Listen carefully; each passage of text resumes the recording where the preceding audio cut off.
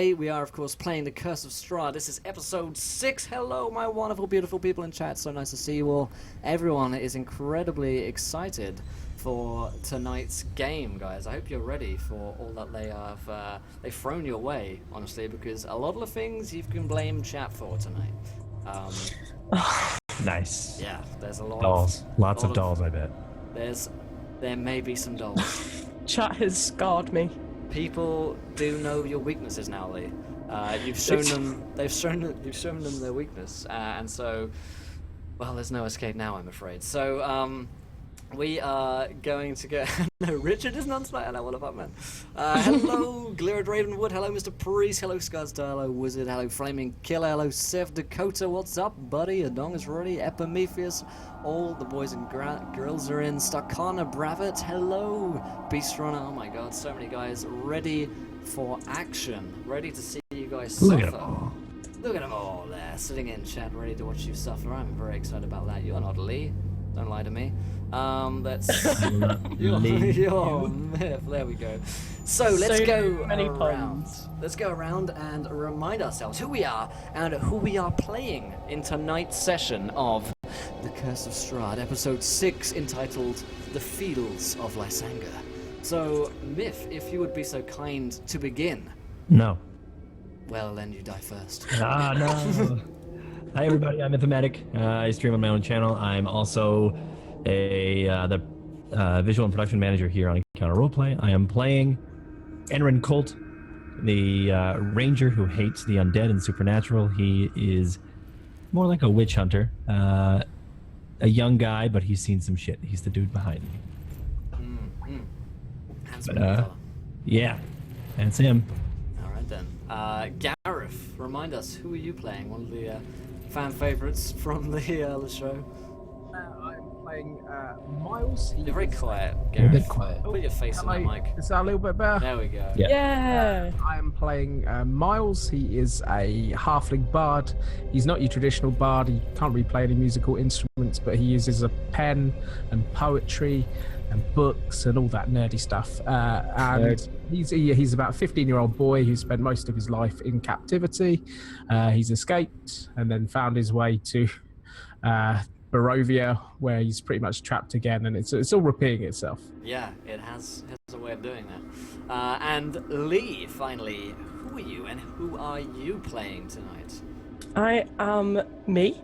I am famous for goat murdering and loving Warwick Davis and having a stream on Thursdays. I am playing Diligence tonight, and she is a tiefling warlock with a socially anxious fiend who she's made a pact with. Awesome. So, who is named Kevin, by the way? Just so His name is Kevin. Yes. He was confirmed to be Kevin. Kevin confirmed. Kevin confirmed. So we did hey Francis. DM Leviathan, what's up, buddy? How are you?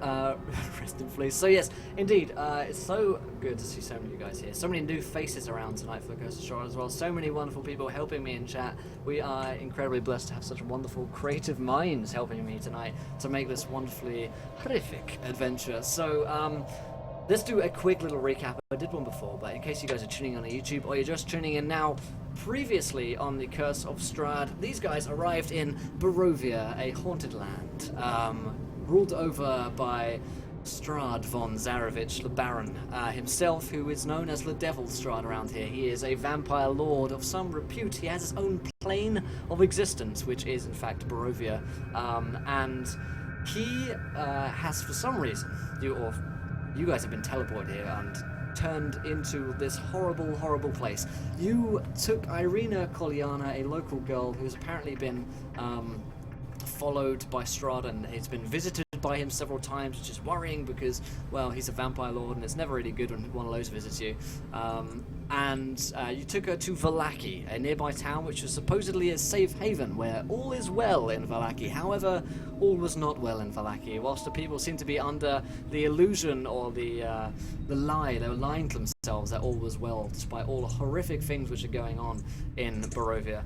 They found that all was not well. You guys were arrested after getting into a bar fight and nearly hung, or hanged rather. The I mean, case I might was be. hung. Yeah, pretty hung. It's But- hanged. Nailed it. So Not me. no god. Slunk off and hung. And they were arrested, nearly killed, but Miles came back, saved the day thanks to Madame Eva, who actually helped him find out that they were in trouble. And Strahd von Zarevich himself arrived. He was pretty awesome, kind of smoke trails of magic, very kind of Death Eater style. He arrived, and he wasn't having any of that nonsense. He has tasked the people of Vallaki to find the player characters, as well as Irina Kolyana, and so the hunt is on for both the player characters and for Irina. The player characters managed to escape with the help of Davian Martikov, a rather unpleasant man who's also a were-raven. He can turn into a raven in and out when he chooses to, and he's also got some other were-raven friends. And they saved you. You decided to visit Madame Eva because she is a soothsayer and she could help you guys defeat the Devil Strahd. She gave you a reading, and she's giving you some very cryptic, mystical readings as to some places where you can find some items which will help you against Strahd, and also an ally against Strahd. And the current kind of impetus of the party was that we need to find these items, and we need to also check that Irina's okay because everyone's hunting for her, and we don't want Devil Strahd to get his hands on her. And secondly, you also believe that Donovich, the priest from Barovia, might be one of your greatest allies in the fight against Strahd due to one of Madame Eva's readings. So, I think that is about where we left off. Of course, last episode itself, the Dream Hags kind of captured Miles and nearly turned him into pastries. It's a very kind of gothic horror episode where everyone was nearly killed, the children were nearly killed. They're turning children into pastries and eating them and kind of corrupting the people of the town with their delicious, delicious pastries. So that is about where we left off previously. You guys also have some awesome magic items thanks to Magic Norman, some donations, and you're now pretty OP, and you also have a Pony Pegasus, Miles, which can just about fly off the ground. Oh, yeah. And you also have the two children, Myrtle and Freak, who are found there, and who don't want to go back to their parents because their parents sold them out to the I forgot the about Dream Freak. Hags. Yeah. And so you're taking them. They want to just go back to Vallaki.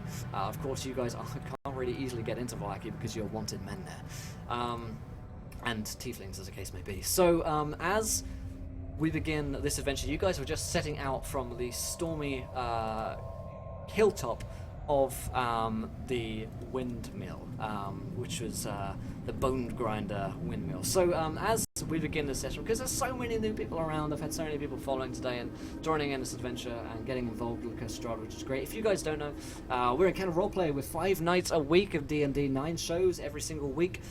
We do D&D, we do Numenera, Dark Heresy, we even do prep streams that we did today. If you haven't followed, then hit that follow button and join us at 3,200 followers. It's not far away. You guys get to decide anything which happens in our game, and you can throw crazy stuff at these players, more than you already have in the prep stream just before.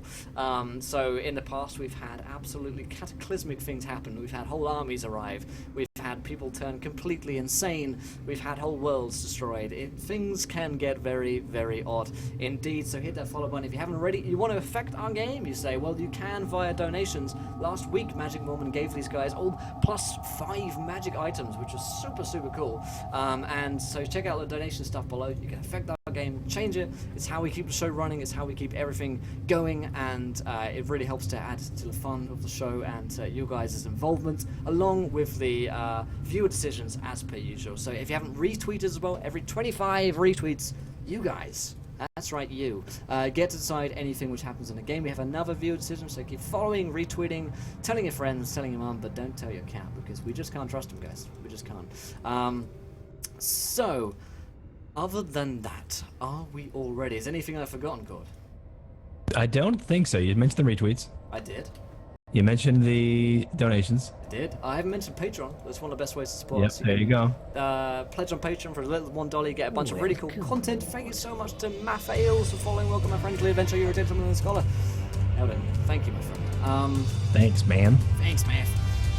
Maths is fun. So, let's get No, going. it's not. We also have T-shirts as well. T-shirts we're selling at the moment. Yeah, you guys can grab some T-shirts. They're pretty cool. I'm still waiting for mine to come. Yeah, I'm me really too. excited. It's on its way too. Yeah. Hype! So let's get going. Are we all feeling ready? Good. I think if you pay it with PayPal on the link to the T-shirts, you actually will get an alert on screen during our stream. So that's always a cool way of letting us know and letting your friends know that you just bought a book. Magnanimous dispensation. Touchdown donates £50. Liz just in. Lee's character just now fell madly in love with Gareth's character. Oh, Miff's character's confused. Let me read all this. Love is in the air. Oh my What? God, Love is in the Air is playing. Every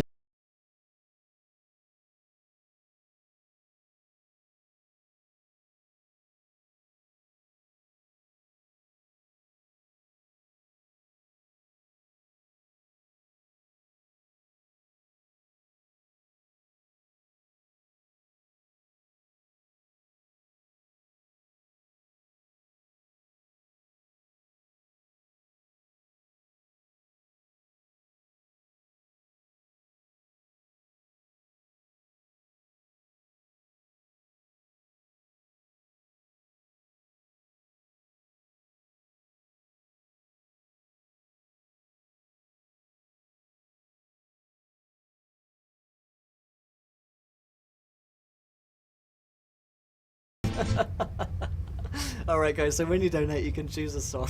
Just so you know, I forgot to mention that. There it is. Oh my good lord. Interactive D&D guys, that's what I call it. So you guys who are new, you've just encountered the true wackiness, which is an encounter roleplay stream.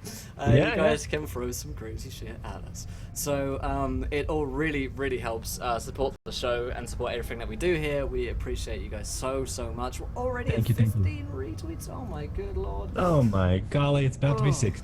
Good lord. When I find your Twitter. This is amazing, guys. So viewer decisions are incoming, guys. Let's keep following. Let's keep getting mad. We got Going. viewer decisions Inc. coming from the north. What's that mean? We got viewer decisions coming Inc. from the north. Yep, so. coming in from the north. Yep. So we need to get bodies over there.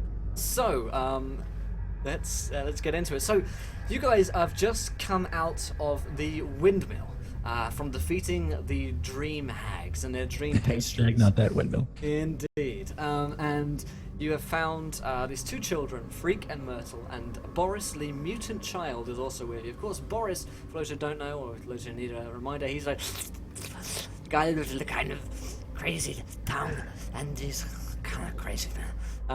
His crazy tongue. Yeah. He's got his crazy tongue going. I'm just gonna check see if I can get my webcam on Zoom here. Hopefully that should work. If not, then Yeah, because just for the Boris. Boris reminded you. I can't do it, unfortunately. Just I'd had to restart stream, so by now. And he's kind of a mutant child. He's like 2 feet tall, probably. He's kind of weird, and he just moves his head sideways, and then his body moves. And he is with you guys as well. He's brought you a truckload of magic items. So you're walking out, and Lee, diligence. You know, when you were in the windmill there, you went through a lot of hard times. Sometimes bonds, very strong bonds, emotional bonds, can be formed in the hardest of times. And James Bond. James Bond, for instance. And you realize that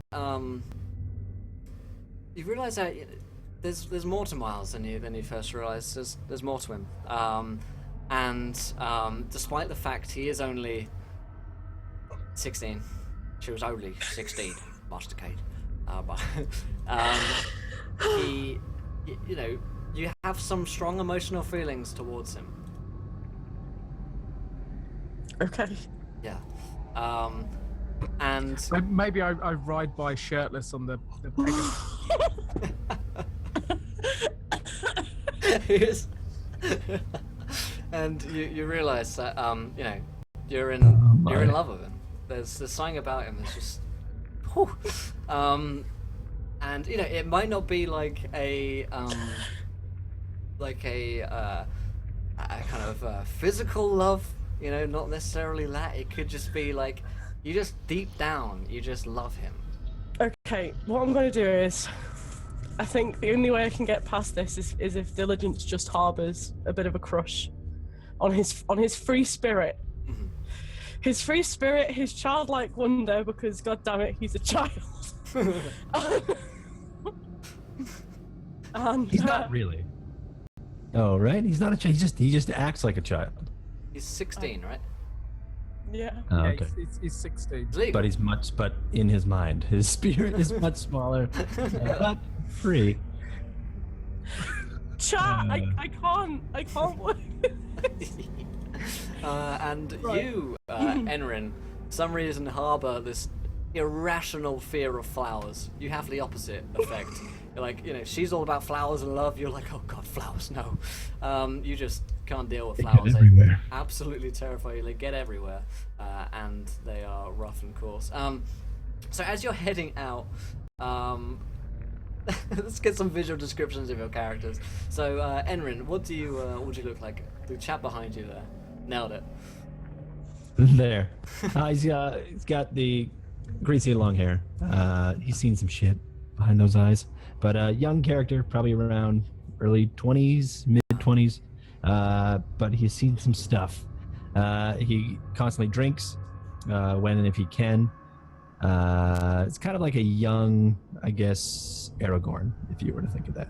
It's kind of like that's how he dresses. And he's got like this buckles, and he's got bits on his coat that are probably show off a little bit of like noble embellishment. But he's got a sword that was on his back, but that not as important as the hilt that is now clasped to his belt, and that hilt is now a sunblade because of chat. And thank you so much to Apocalypse for following. Welcome, my friends. You're a gentleman and a scholar who enjoyed this adventure tonight. So, Gareth, what does Miles look like for those of us who don't know? Miles is a 16-year-old boy. Just to repeat that, he is a halfling. He's got kind of curly, kind of sumptuous hair. If you're looking in maybe a tiefling and interested in that kind of thing, he is he's not too badly dressed. He's got a nice shirt on. He's obviously tried to dress himself up nicely when he's got out of his imprisonment. But he has an invisible friend, an imaginary friend named Devon. Devon, was it? I think it was Devon. And Devon and Kevin. Yeah, he kind of talks to him occasionally. He's a bit shy, but he's starting to find his way in the world. He finally trusts these guys after being alone for so long. Yeah, perhaps you shouldn't, because the predatory Diligence is looking out for you. Diligence, what do you look like? She's not predatory. She is she's tiefling, so she's got two little neat horns that sort of curl against her head. Super neat. I heard meat horns. Neat horns, yeah. She's got nice meat Hashtag horns. windmill. Yeah. Neat horns. And she is kind of dressed like she's got like a dress on. It's quite flowy and like linen, so it's easy to move around in when she's casting spells. She's quite plain for a tiefling. Nice. Yeah, her eyes are quite like glowy yellow, and she seems to be smiling a lot recently. Yeah, she seems a bit happier than she might normally be. Yeah. This is due to the magic from probably the pastries. Most clearly. likely. Yeah, most likely. So as you guys are heading out, where are you headed is the question. Because there was some talk about finding the children a home in Valakia. There was also talk about finding Irina, and there was also discussion about whether or not it would be better to head back to Barovia to find the priest Donovich. So we'll see the decision-making process in the party. We can go into a bit of roleplay here. So I imagine Myrtle, the child, kind of sparks the conversation. She kind of tugs on Enrin, and she says, "Where are we going?" Going back. Back. It seems that we gotta get you to safety. Where are you? Maybe back to Valakia or something. Okay.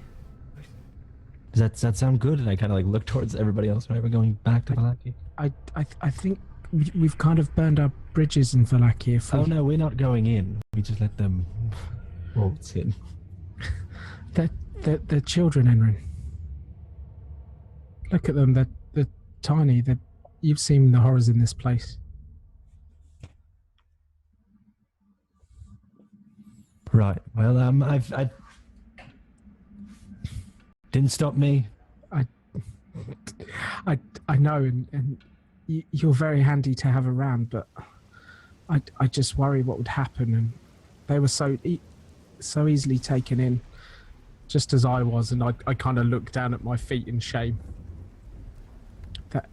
And I kind of just put my hand on your arm. And thank you again for saving me. And I just think we should head back to Barovia. That's where the cards pointed to.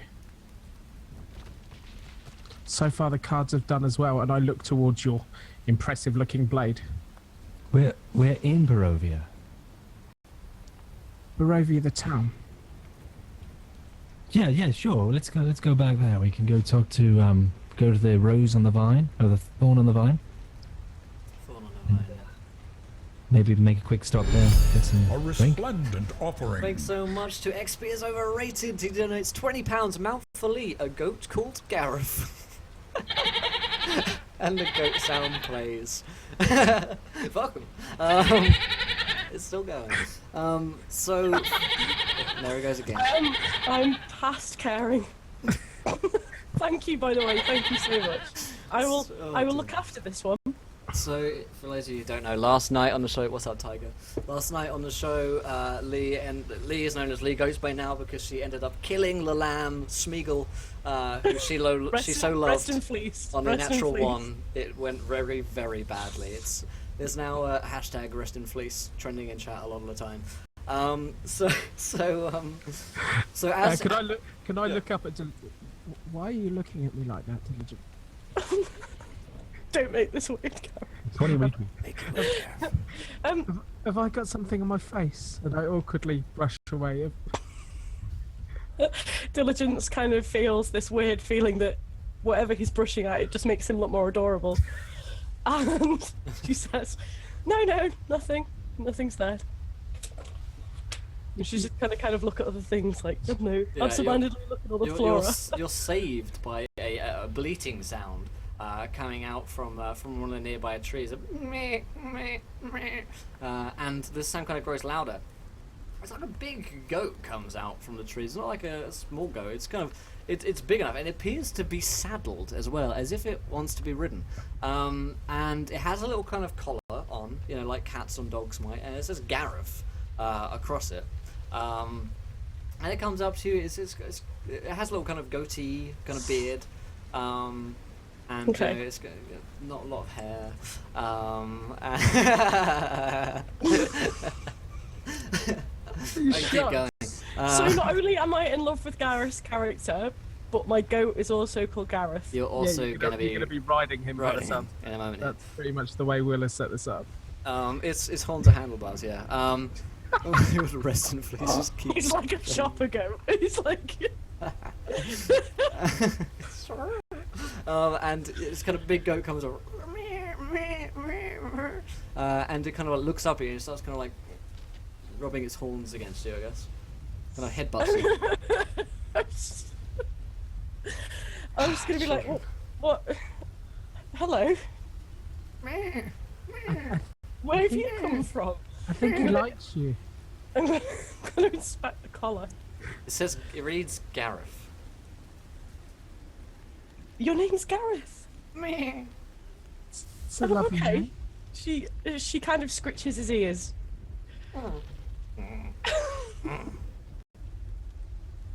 It's so strange. Yeah, so she's gonna call out to everyone else to say, we have another member of our party. That thing. He looks kind of unclean. Well, he seems quite friendly. He has the collar. Does that mean he belongs to someone? Do you think he belonged to the witches? Maybe. I think he did. I hope he didn't eat too many pastries. Yeah, Gareth definitely looks like he's eaten a few too many pastries. The goat nods sadly.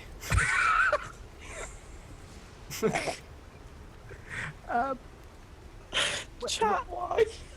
Where do you think we should go next, Diligence? I don't mind. Wherever you go, I don't mind. That's very sweet of you.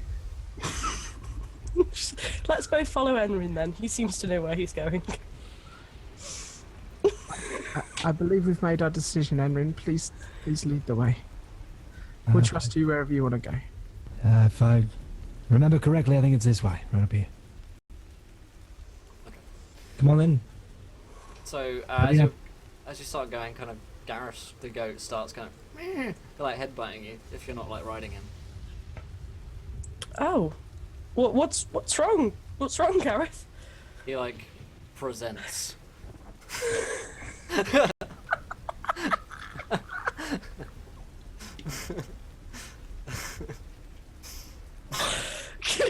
Can I not? Oh, okay. I think that was the Diligence right word. Diligence feels quite uncomfortable, like in any form of like horse riding or anything. Yeah. So she might stop sounding so earnest. She might No, I maybe ask understand. one of the other children if they fancy, you know, sort of maybe not walking so far and maybe put both of the children on the goat. Okay. So yeah, the kids are happy, kind of like sitting up on Gareth. So they kind of hop aboard, and Gareth seems almost too pleased to have children riding him. It's weird. He seems much happier now that he has some task in this world. And yeah, he's just much more happily kind of trotting along with Myrtle and Freak on his back. More Myrtle and Freak. Yep. He seems very happy with this. So as you guys continue traveling, Enrin, could you run me a survival check real quick, seeing as you're leading the way? Sure. And I just need to find it. Ah, yeah. Ooh, that was and I'll close. need to probably set the cameras up in the combat. No, they're all good. Oh my god, I'm the best. Oh my god, look at that. Oh my god. Damn Skippy. 13, my friend. 13, you say? So... Yes. Oh, okay, I was just checking. Let's sort out this. On a 13, as you're traveling, Enrin, you realise that you've probably taken a wrong turn. At one point or another, you're going to have to backtrack to find the right path again. Is probably the fact that the roads in Barovia are particularly bad and unhelpful. In that, here we go. There's a dice up for you guys. In that, the signs are barely signposted whatsoever, and they also just twist and turn in random ways. Some of the roads just seem to lead to nowhere, or maybe they lead to towns which once existed and no longer do. But for whatever reason, you find it particularly hard traveling. And is it a point that are you guys traveling along the roads for the most part, or are you trying to stay off them because you are hunted in Vallaki, and you know from your previous week or so of travel, or a couple of days of travel, I think it was, you would have noted that several people were kind of armed and asking after people like you, and I think there was one encounter, Lee, where you convinced a man that you weren't those people. So are you sticking to the roads, or are you kind of straying off? I think we are sticking to the roads for the most part, and then like if through the valley I could see that there is a shortcut, I'll just bushwhack through and try to catch up onto, because Sure. we did travel this path before, so like through memory I'm trying to remember where I could actually, instead of taking the switchback, this long switchback, why don't we just climb the mountain instead? Yeah. Or like hike up the steep hill instead and then meet back up on the road. We're using the road as a guideline, but we're pretty much going to try to just bushwhack through. Cool. So, yeah, you kind of turn off the path a bit, and you make the decision to come off the road pretty quickly. As you see, there's like clearly a shortcut, having been here before. But the group of you, there's like a low-hanging green mist begins to form around your feet. It's not dissimilar to the mist which enveloped you all episode 1. Yeah. and kind of took you here. It's this green kind of ephemeral mist, which is very kind of heavy, and at this point it's just down by your ankles.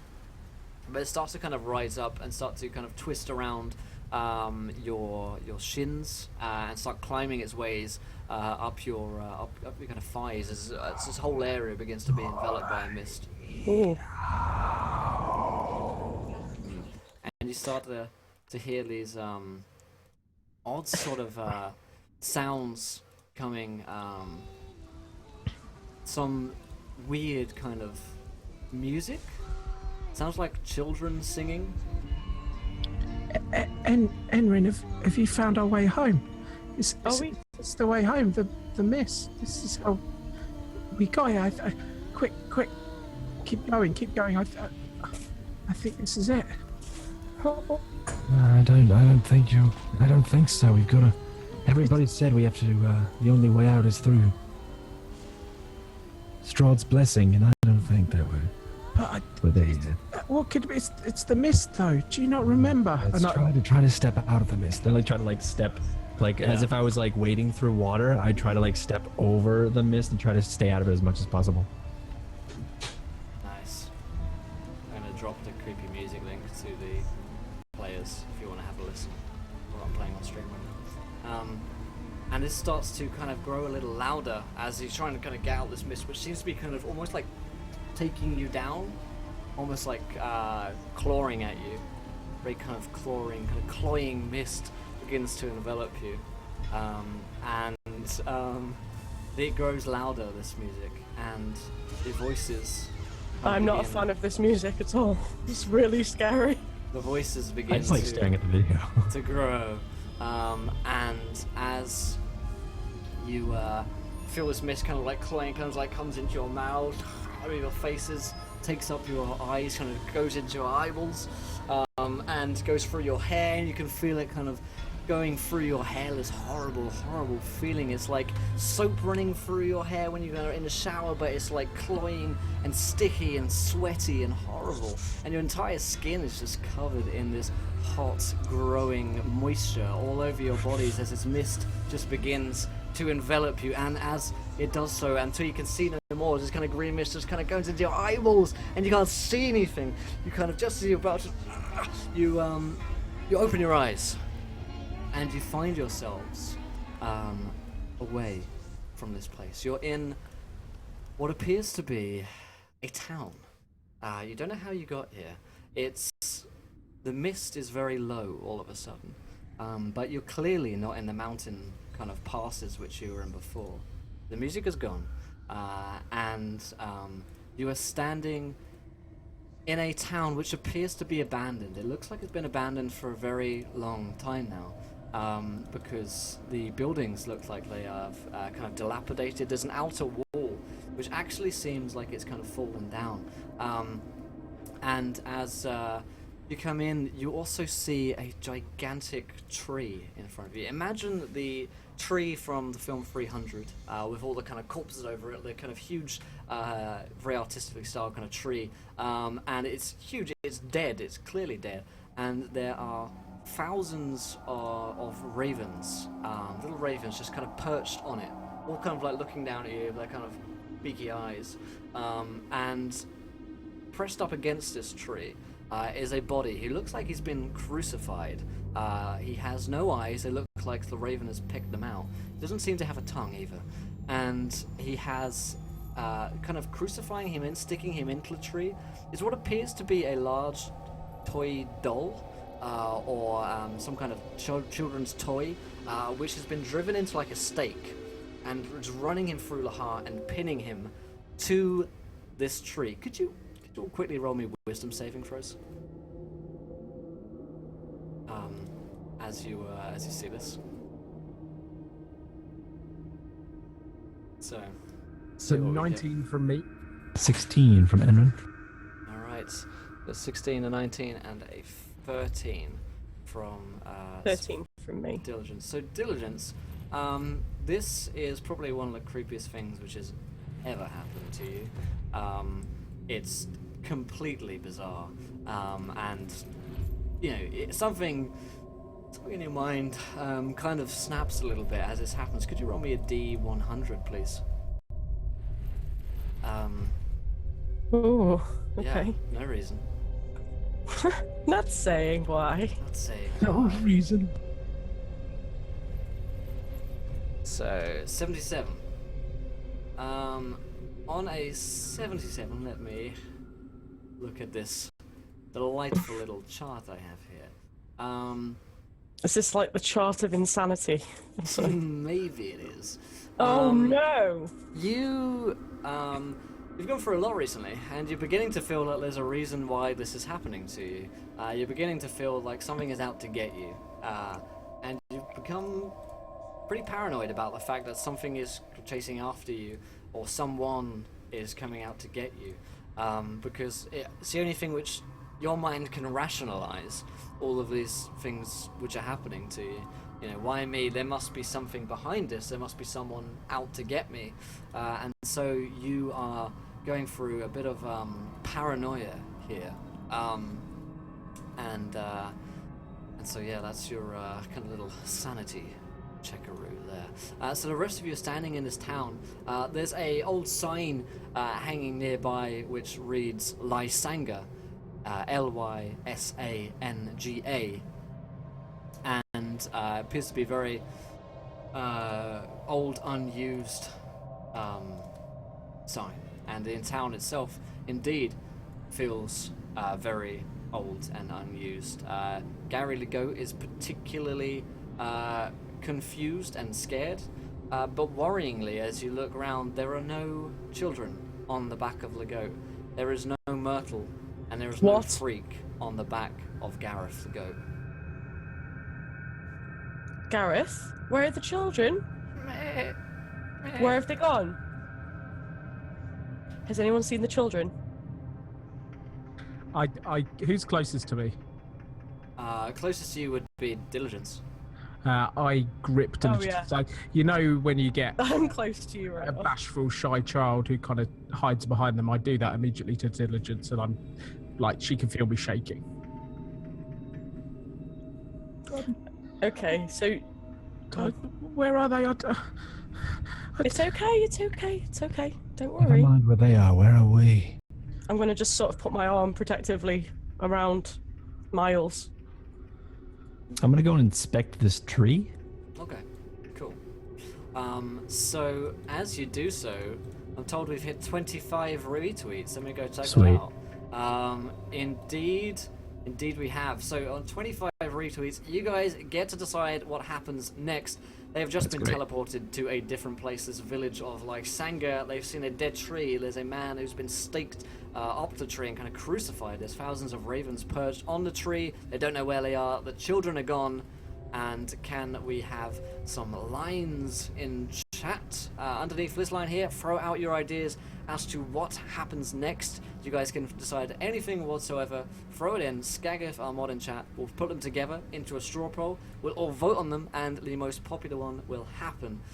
So thank you guys for 25 retweets. And I remind you, once again, if you want to get loads of different stuff happening, then you can via retweeting. We'll have another one at 35 retweets, so just 10 more. We'll have another one of these.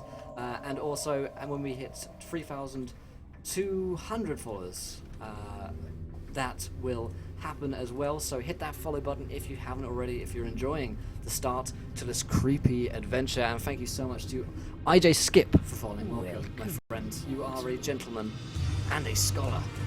So, let's carry on. So you go to inspect this tree, right? Yeah. Enrim, can you roll me a quick investigation? I'd love to. Oh my god. I'd love to see You never you asked. too. Never asked. 8. On an Crap, never mind. Yeah, 8. Okay, so on an 8, you kind of come up to it, and you see the obvious, which is this man has clearly been dead for some time. All right, that's good news to But me. you also notice one other kind of small detail about it, which is that there is a sign, or a letter rather, kind of posted onto him, kind of just like nailed onto him, which reads "Turn back" in a very kind of scrawled, almost panicked writing. All right, I turn back. That was easy. Nailed it. We've finished the adventure. Yep. All right. Thanks, guys. That was a lovely stream. Cheers. That was To be great. honest, chat, I expected a little bit more than that. Yeah, geez. So yeah, I pop the letter off. Oh, Pop it off. Actually, I take the nail out as well, and I pocket the nail. But I show the bloody gross nail, and I show the letter to the party, and I say, So, there's someone here. Still. This isn't abandoned. So Miles has just got these massive, his pupils are fully dilated, he's completely pale, and his bottom lip is just wobbling. It's I'm all gonna right. just stroke his head. It's all right, It's Miles. okay. Don't worry. It's okay. Remember how brave you were with those old ladies, those witches? Yeah, but What happened to them? Where are they now? But the children, they've gone. They were counting on us to help them. It's all right. We weren't far from the path when we left them, so We did all we could, and I'm sure we'll find them again. Don't worry. And Velaki travelers as well will pick them up and bring them home somewhere safe. Don't worry. But we don't even know where we are anymore. It's all right. We didn't really know where we were before. Is that man okay? Can we help him? Afraid not. I'm afraid it's not a man anymore. Why would someone do that? What? I'm not sure. But we'll stop this tree from gaining any more branches and any more roots. We don't want this tree to bloom anymore.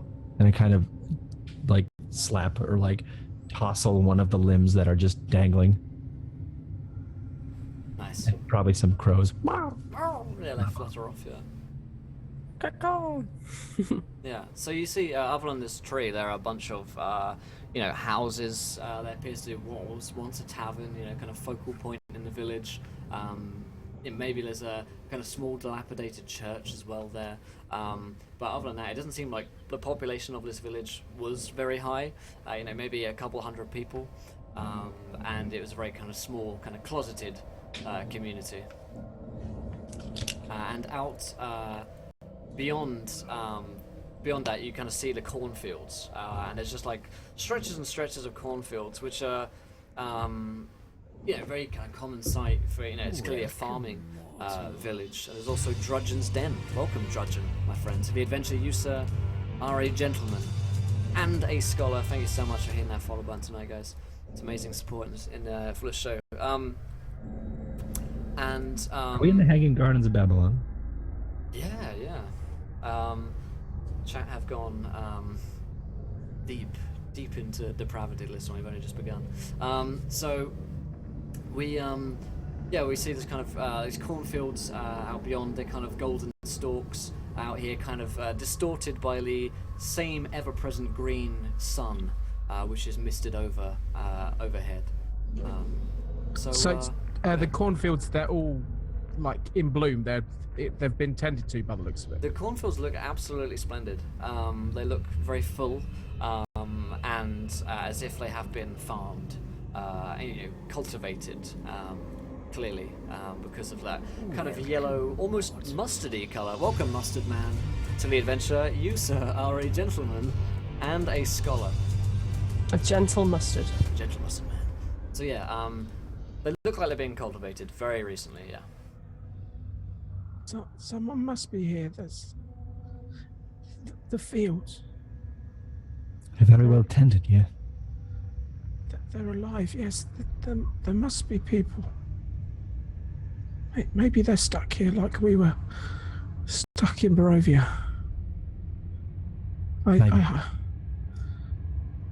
We should probably have a look around. Maybe we can help someone. Sure. What do we have around besides the tree? It's a town, but It's a town. what? Besides I the guess tree, is there like a tavern? yeah, there's a tavern. Like I said, it kind of looks like it was probably a very simple, plain sort of tavern. Like I say, this village probably only had a few hundred people, so Okay. it wouldn't be a huge tavern. Probably it's just a single story affair. with a very simple sign which used to have something on it, but clearly now it's just faded away from age or wood rot. So you guys, you're gonna head into the tavern. You're gonna swing open a door if you want before you go in. You can see it's empty in there. You can look in a window. It doesn't seem like there's anyone in. I'll walk in and I'll try and. I think we should take a look around and just see what happened here. I'll go with you. It's okay. I take your hand and let you lead the way. Nice. Diligence tries not to blush. It's really inappropriate for her to blush right now, but she does it anyway. Okay, she says. She's like, oh, okay, he's holding my hand. Oh, sorry, for people who've just joined chat, as we now have 78 people watching, my character is madly in love with Gareth's character, apparently. So, it's going to be quite awkward. So you enter the tavern, and by the way, guys, the straw polls in chat. I encourage you to go and vote on them. GMT, that is 9 p.m. by the way. So you go and vote on all these wonderful ones. I won't read them all out here because there's loads of them. But find your favourite, vote on it, and we'll see which happens. So you enter the tavern. It doesn't appear to, like I say, be full. It looks like the tables and chairs are all set as if people had been sitting down here recently, but the dust and kind of layers of grime tell you that no one has sat here for a very long time indeed. Behind the bar you can see that there are old bottles of wine. Perhaps some of these are actually worth something, because they're so old you don't know. Dusty kind of cobwebs all over them. There's a ledger atop here, and you can kind of see like a list of like tabs of people, the different tabs that people have had, who owed who money, that sort of thing. And there's also a door which leads into a back room and into what looks like maybe a bedroom or a private chamber where someone would have, the barkeep probably would have lived, and also he'd come up when it was his time to work, and he'd sleep in the back room. So yeah. I kind of meekly speak out. Hello, is anybody here? No sounds greet you, other than the creaking of timber as you kind of open the door and set foot on the wooden floor here. Should we have a look around? If someone lives here, we could get into trouble, though. I'm not worried about that. If somebody lives here, we have something to talk to them about. The tree out front. I hop over the bar and I start looking through drawers and such. Mm-hmm. Any sort of names I can get? Yeah. So And dates. names and dates are good ideas. So yeah, you look through the tab thing at first, and nothing really there other than just dates or names of people, villages. You get a lot of kind of names. None of them really stick out. There's kind of Edgar Lalaut, who appeared to owe a lot of people money, but he was too scared to actually pay up here, to ask him to pay up rather. But you do, going into one of the drawers here, you find what appears to be kind of like a torn out page of a journal. It doesn't look like an actual journal, and hopefully I can show this to people on stream. Let's show this here because I've got a wonderful handout which we created earlier, and you see, and then we show it to players. Can you guys see that on your Roll20s? Handout. You see a handout on your screen? You should read the Journal of Edwin Drefort. Yeah, I've got a handout with like a list of names. Okay, No, now let that's me change it. 1 sec. Let me go to all players and then save, and then that should go to all of you. Yeah, there we go. Cool. Journal. So bring Yeah, that there up we go. there. Oh wow, that is exceedingly fucked up. And Beautiful. What a beautiful prop, but also I'm now terrified. so you have a look at this, and as you're reading through it, I'll read out to you. So it reads the Journal of Edwin Drefort. Day 1. That blasted old hag came back into town again. She came in yelling at us, something about her infernal spawn. We don't want nothing to do with that. A few of us had to grab her and throw her out again. Freaks will never get near our children. Day 3. Normal day's work in the fields today should be a good harvest. Noticed on my way back home a whole swarm of ravens flying over the town. Kinda weird. Folks say it's an omen. Day 7. The crops need to be tended. A lot of us adults are falling sick with something. We don't know what with. But we've seen the old hag on top of the hill. What's she doing up there? And they appear to, in this journal, appear to be other pages, but they appear to be torn out. And you can't find them in the tavern. So if there were more pages, there are some more pages in it, but those that are blank. And so clearly someone has gone to the effort of tearing out some of these pages and have taken them from this book itself. So that's all that you have that's actually readable at this point. And then of course below it looks like a child has drawn some kind of child with another, or some kind of weird thing. You're not really sure. Obviously it's a child's drawing.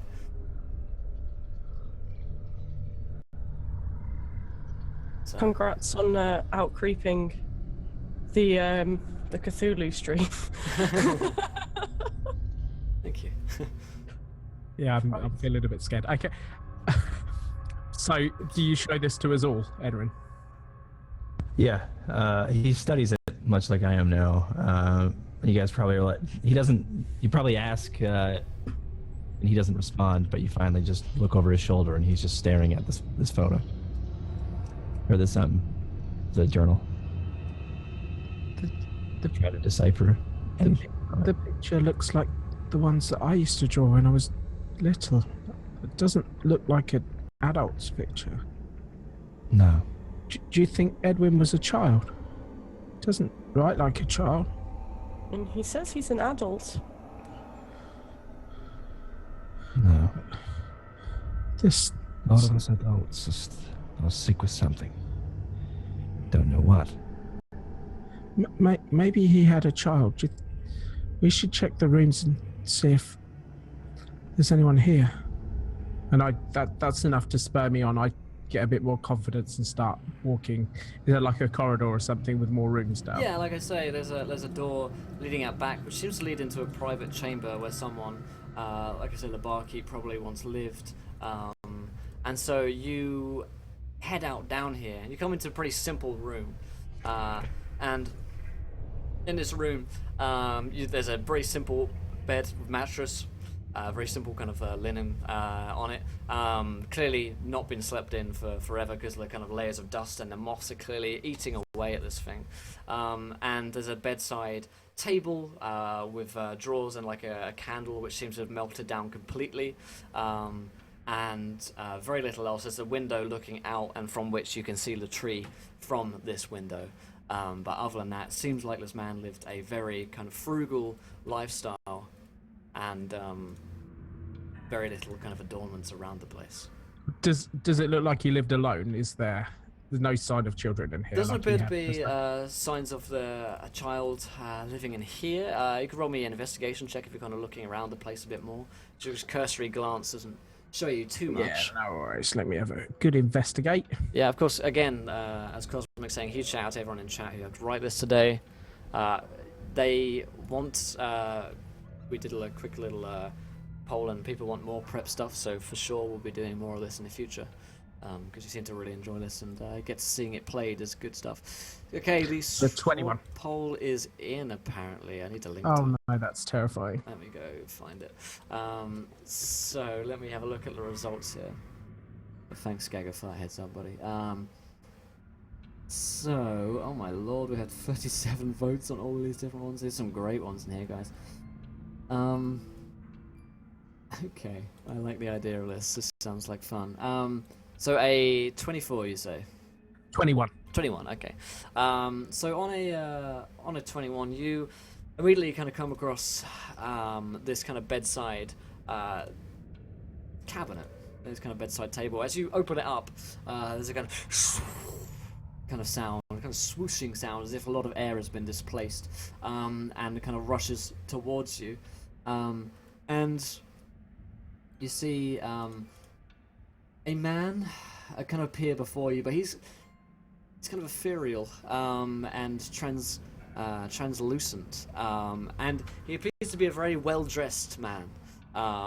He perhaps was once a butler or servant. You're not really entirely sure just by looking at him, but he's clearly wearing some kind of uniform which denotes him as a some kind of serving person. And he just appears before you, and he's completely like shaven, very little hair as well, and he appears before you, and he just says, "Hello, how can I help?" Hello. I'm hidden behind something. If there's like a bed Yeah. or something, I've jumped behind it and I'm hiding. Maybe my legs sticking out the back or something, but Yeah. I'm hidden completely. Can I help you? Yes, hello, my name is Enron. We're just passing through, but we noticed some oddities of the town, of Lysanga. Is that how you pronounce it? I believe the town was once called Lysanga, though I have no idea. You're not from here? No. I am just here, living out my days, trapped. Sorry to break it to you, but you're not living out anywhere. You're dead. What? Yes, sir. No, that can't be. I was working. I pass my hand through his chest. I was working in the fields sometime. The field's here. See. Well, Enrin, what is that? What is your name, sir? Dapper. This is Dapper. That's what they called me. Because I dressed well. It's a ghost. What? Why are you talking to a ghost? He's very well dressed. You are dapper indeed, sir. Don't use the G word. It scares them. I'm I know, I'm very fond of it. I'm a what? You're a wizard, Harry.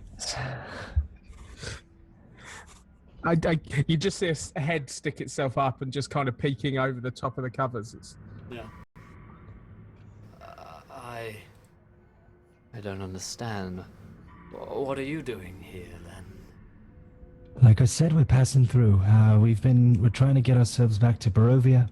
It seems as if a green mist, excuse me, I knew of that place. enveloped us and brought us here. Well, I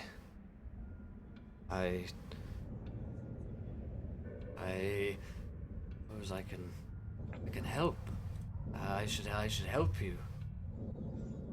That would be nice. I mean, any answers you have would help. I about don't know of Lysanga. have answers, but I can sense a resonance. And he says, "Are you?"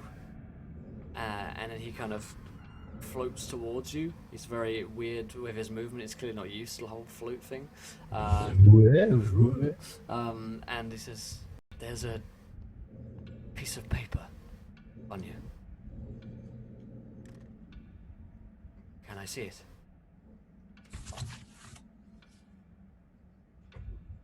Pass it to him. Yeah. He can't hold it. He kind of like looks at it. Oh yeah. Yeah.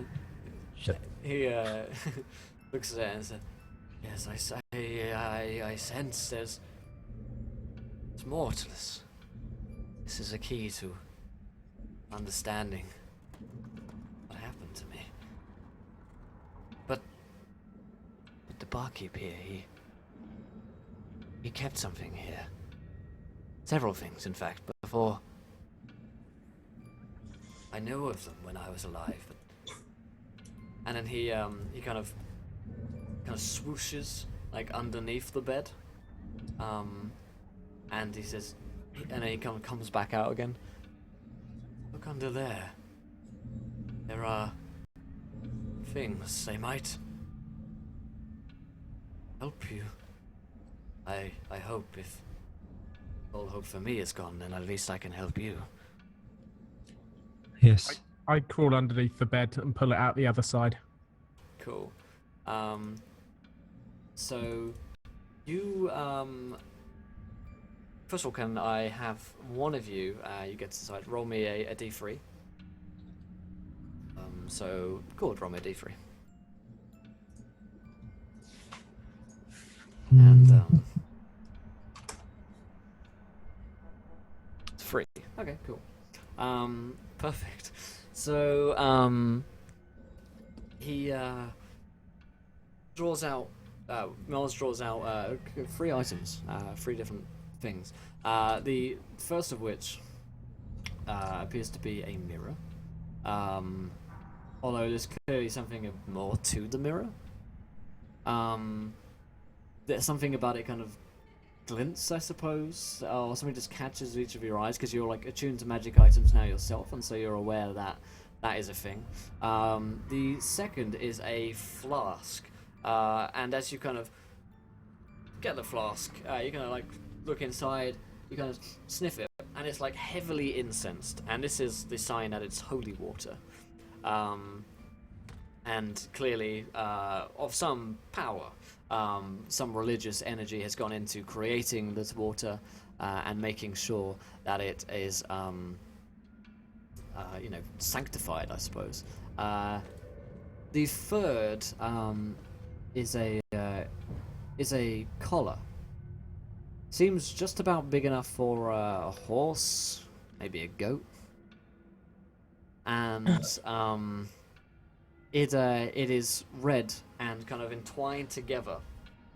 This kind of black and red thread just entwined together. And again, that clearly seems to have some kind of magical resonance with it.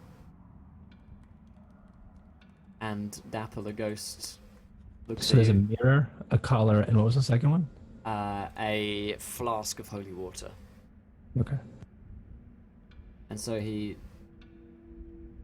Collar of love. He shows you it. He says, hopefully you could find a use. I know he kept them here for a reason, but I'm not sure what. I don't remember much. Don't remember anything. Mr. Dapper, Yes. do you know what happened here? Do you know where everyone is? I don't, child, no, but... And he, like, takes a deep breath and kind of closes his eyes. I can sense that there is another piece of paper, another entry. Down a well. And he opens his eyes. He looks kind of defeated, like sweaty, almost if a ghost could be sweaty. And he says, that's all I know. That's all I can sense, all I can remember. It starts raining outside. There's kind of green kind of rain which you've become used to in Barovia. I'm sorry I can't be more helpful. I feel I must go back. Dapper, is there anything we can do to help you? I must go back. Where do you want to go? I must go back. Dapper, where are you going? To the fields. I must go back. Can you get there? Do you need a hand? And he's kind of glazed over a bit. He's not really listening to you. I must go back to the fields. Can I try and like They wave in call front of for his me. face? I must go back to the fields. I must go back to the Dapper! fields. I pull Diligence out the way because he sounds like he's getting aggressive. Don't get in his way. It sounds like he's getting angry. Let him go. You see him just kind of like rush past you in a kind of ghostly energy as he just seems to, kind of sprint past the group of you. You know, just kind of holding, or I guess all 3 of the items are on the bed. Yeah. We've been given these gifts. And Yeah, do any of them speak to anyone? I'll take this, and I grab the holy water. Do you want one, Diligence? I don't mind. I'll whatever's left. I pick up the mirror. I guess I'll have the collar then. Hey! All right, perfect. So once again, guys, these items are from you guys in chat. So I've found a way to kind of weave them into the story as well as Dapper, this ghost as well. So we were talking earlier, just a point for those who are around for the prep stuff, and we were saying that we're going to do a lot of improv and change things about the story. Just sent one of them there. So that's an example if you were wondering, because people were asking how to improv or some examples, I guess. So you take this collar, you take the mirror, and Enrin appears to take the flask. So whereabouts are you guys headed? The Dapper Ghost has just kind of completely ran out of the establishment. You can't even see him as you look at him. I watched him approach the fields. Yeah. You roll me a perception check because you're doing that. Yeah. And I also express my desire to actually go to the fields and see why he must return there, considering he has never lived in Lysanga. Yeah. Can I do this as well? Can I scramble up on the dresser and look out the window? Yeah, roll me some perception checks. Bless you. Thank you. I got a 9. Nice. So Miles doesn't see too much through the rain. The green rain is 9 pouring as down. well. So yeah, you kind of see him go off, and then he's just kind of distorted by the green rain which is coming down. So go ahead there, Enrin, if you want to say something to the party. I think we should go. Check out what's going on in the field. He did make it a point that he did not come from Lysanga, but he must return to the fields. He did seem quite preoccupied with those fields. I worry. Miles just kind of looks up to you. I'm not really scared of fields. I think I can help with that one. Yeah. Don't be afraid of the field. Diligence blushes. Henrik starts to hum to himself. Okay. So as you come out of the tavern, Gary the goat bleats at you. Lee. So, meh, meh. Did he wait outside? Is he a house-trained goat? Yeah, he seems to be waiting for you. Oh, I'm gonna sort of clap for him to come over, and I'm gonna scratch his ears. Hello, you. Where did you go? So he's meh, like bites at the collar. The one I'm holding. Yeah. Do You know the way the ghosts you- just eat everything Always. on you? you want to wear Always me. this? I can swap it if you like. Meh. I'm gonna yes, swap the could be collars. Good mean I'm hungry. Alright, so you swap the collars. Yeah. Cool. You swap the collars. It turns into Alex Tlamis. So yeah, Turns into Mitch. comes into Mitch. Sure. Sure. Goat. Go. Oh gee, I'm a goat. So yeah, he seems to be pretty happy about this. No immediate kind of effects seem to kind of appear upon him. Johnson appears, and you can head off towards the fields. Actually, as you're heading through this kind of green rain towards these golden fields out beyond, you actually you come to this well, which Dapper actually mentioned before. You're just walking by it. It's in the center of town because people would draw their water from communally from sources like this. It's probably the one well in the village, in fact, and people would probably travel from miles around if you don't live in the village itself to actually draw water from it every morning. And there's a bucket and pail and some kind of like winch mechanism where you can like easily kind of like pull down water, scoop it up, and then bring it back up again. So you're walking by that at this point. There's the well that Dapper talked about. He said there was a piece of paper down here. That's really funny considering he's never lived here. But he knew of these items, and I look in my mirror. I've kind of been just idly looking at things through it. It seems as if the energies that of this land are talking to or speaking to the spirits that reside within. Maybe the other piece of paper has instructions for how to get home.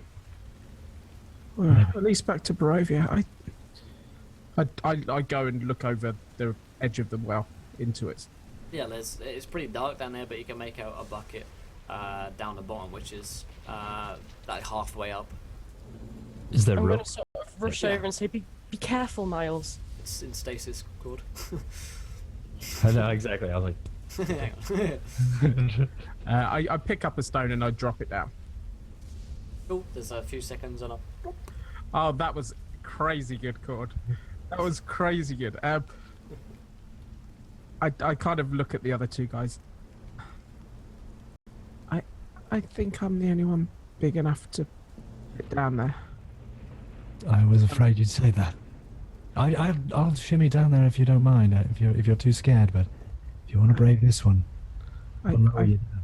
I figure I'm lighter and we wouldn't be able to kind of lift you up if we needed to. No offense. No, none taken.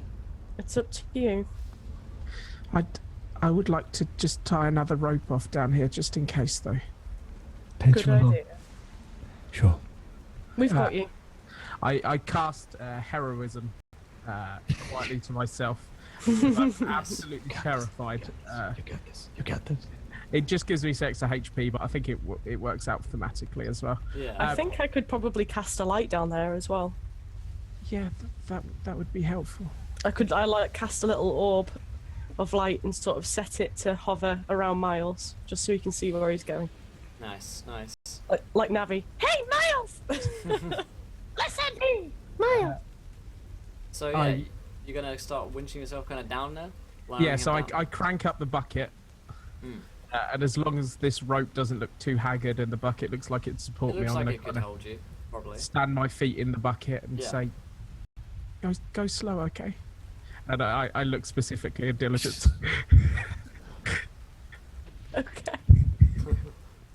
So I will. as you kind of lower down, the kind of sounds of the rain go away, and instead you're kind of down here in this kind of dark, dank, little very, very claustrophobic area as you're coming just down in this little bucket.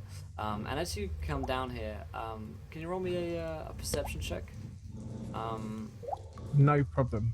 Cool. That noise is. Myth is too talented. Perception. Making weird little noises with his mouth. God damn. I got a 60. A 16, awesome. So once again you hear some rather disturbing sounds, Oh no! Oh no! and you're gonna play that video again. Which video? Yeah. same one? Oh no, the child video. Oh, for God's sake. As it starts to get kind of louder and louder as you're coming down this very dark, oppressive, tight space, and you're getting lower and lower. Can you roll me a wisdom saving throw, please, Gareth? I don't like this. Be careful. That's an 11. An 11. So as you're coming down here, you are quaking in your boots, absolutely terrified by this oppressive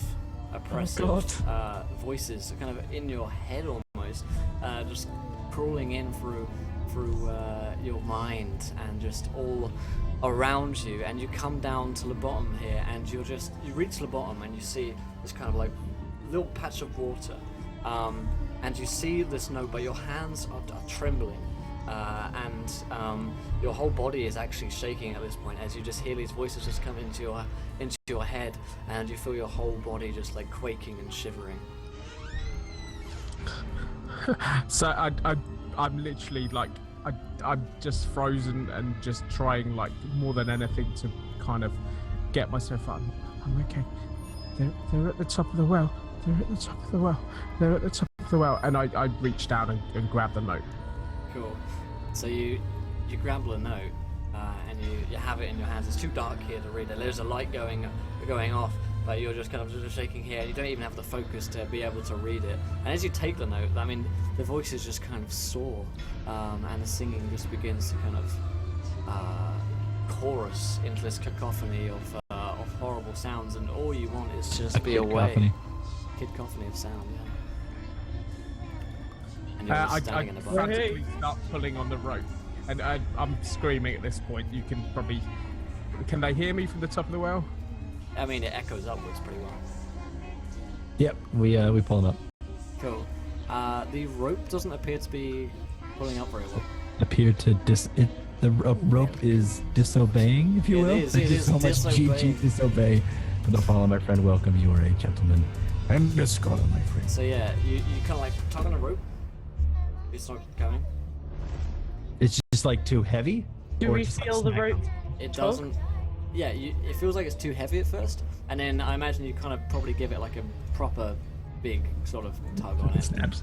and then and this kind of rope comes up, and you're left with like the other end of it. You can feel it's just loosened. So it's broken. It's snapped. Oh my god, no. So we go and like through the pulley, and then just like at our feet slumps the rope. Yeah, and Miles, as you're down here with the voices, And we you just don't feel, hear a splash.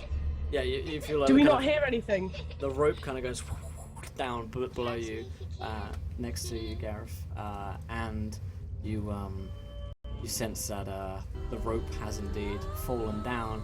You guys above, you do hear like a little splash.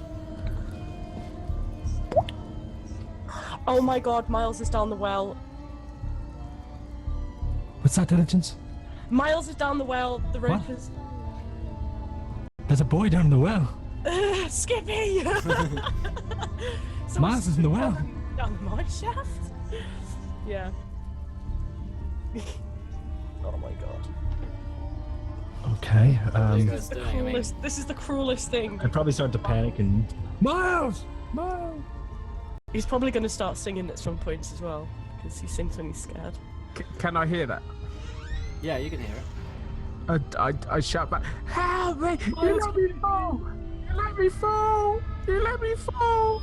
No, no, We it's sorry. did It's not it. our fault. The rope is old and moldy. I'm sorry.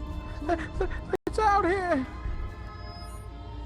I'm going to cast more lights down there I'll be right down. Be right down. to try and at least illuminate the well to keep him so he's not trapped in the dark. Yeah. So you keep trying to. You cast like a light down there, but it kind of reaches a certain point, and then just kind of the light is like sucked up by the darkness. Oh no, okay. So Miles, at this point, you are alone in the dark. The dark is just kind of enveloping you at this point, and the voices are just in your head. And there's no way of immediate escape. I mean, it's a well. Enrin, do we go down? Enrin. Yes, what? We have to go down. We have to go down the well. I know. I mean, right.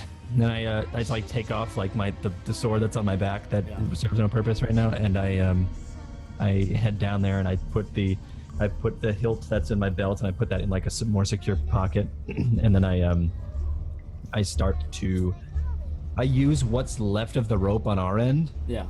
to go down, and then I'll probably try to climb once Sure. the rope.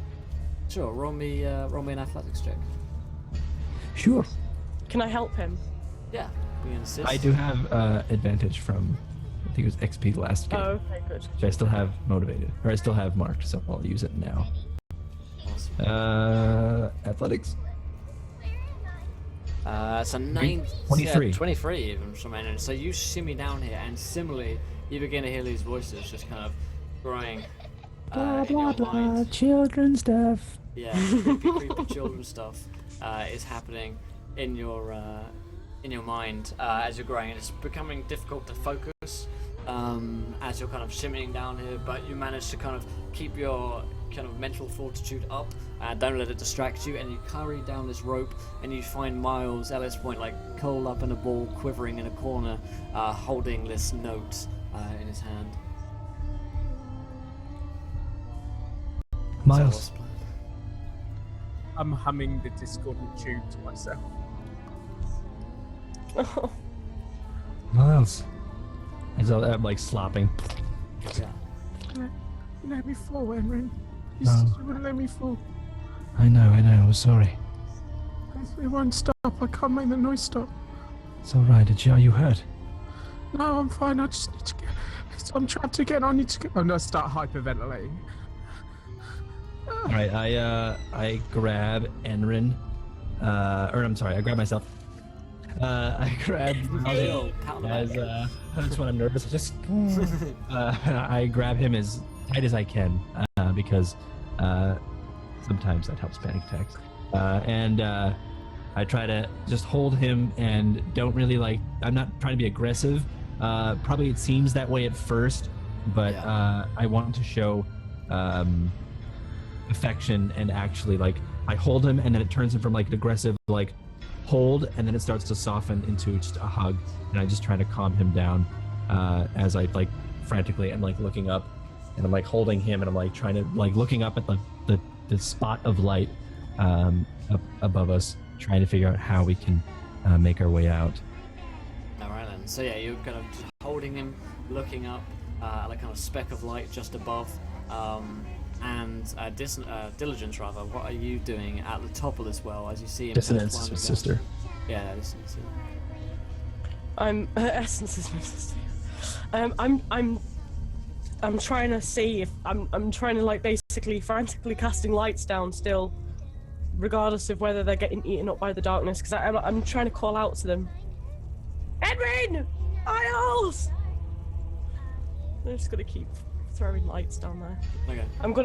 I mean, can I try and find any more rope? I'm not entirely sure if there's any rope still attached to this well. Sure, you can. There's a bit of rope which is just on the floor, like an old kind of not very good looking rope, kind of rotten. Oh, But okay. possible. Hang on a sec. She's gonna like rack her brain sort of mid panic. She's gonna calm herself down. She's gonna think. I mean, the love of your life is trapped down in the well. I mean, yeah, exactly. There you go. Doesn't seem to be any help right now.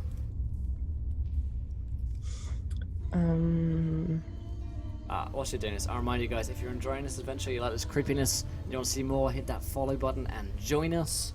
It's pretty fun one thus far. We're only a little ways into this story, so hit that follow button and join us in our adventure. We're here 5 nights a week. Lots of cool roleplay, fun, creepy, funny, emotional. We go through it all. I don't think chat understands. Maybe all the regulars do, but the new ones I don't think they understand. We're here 5 nights a week.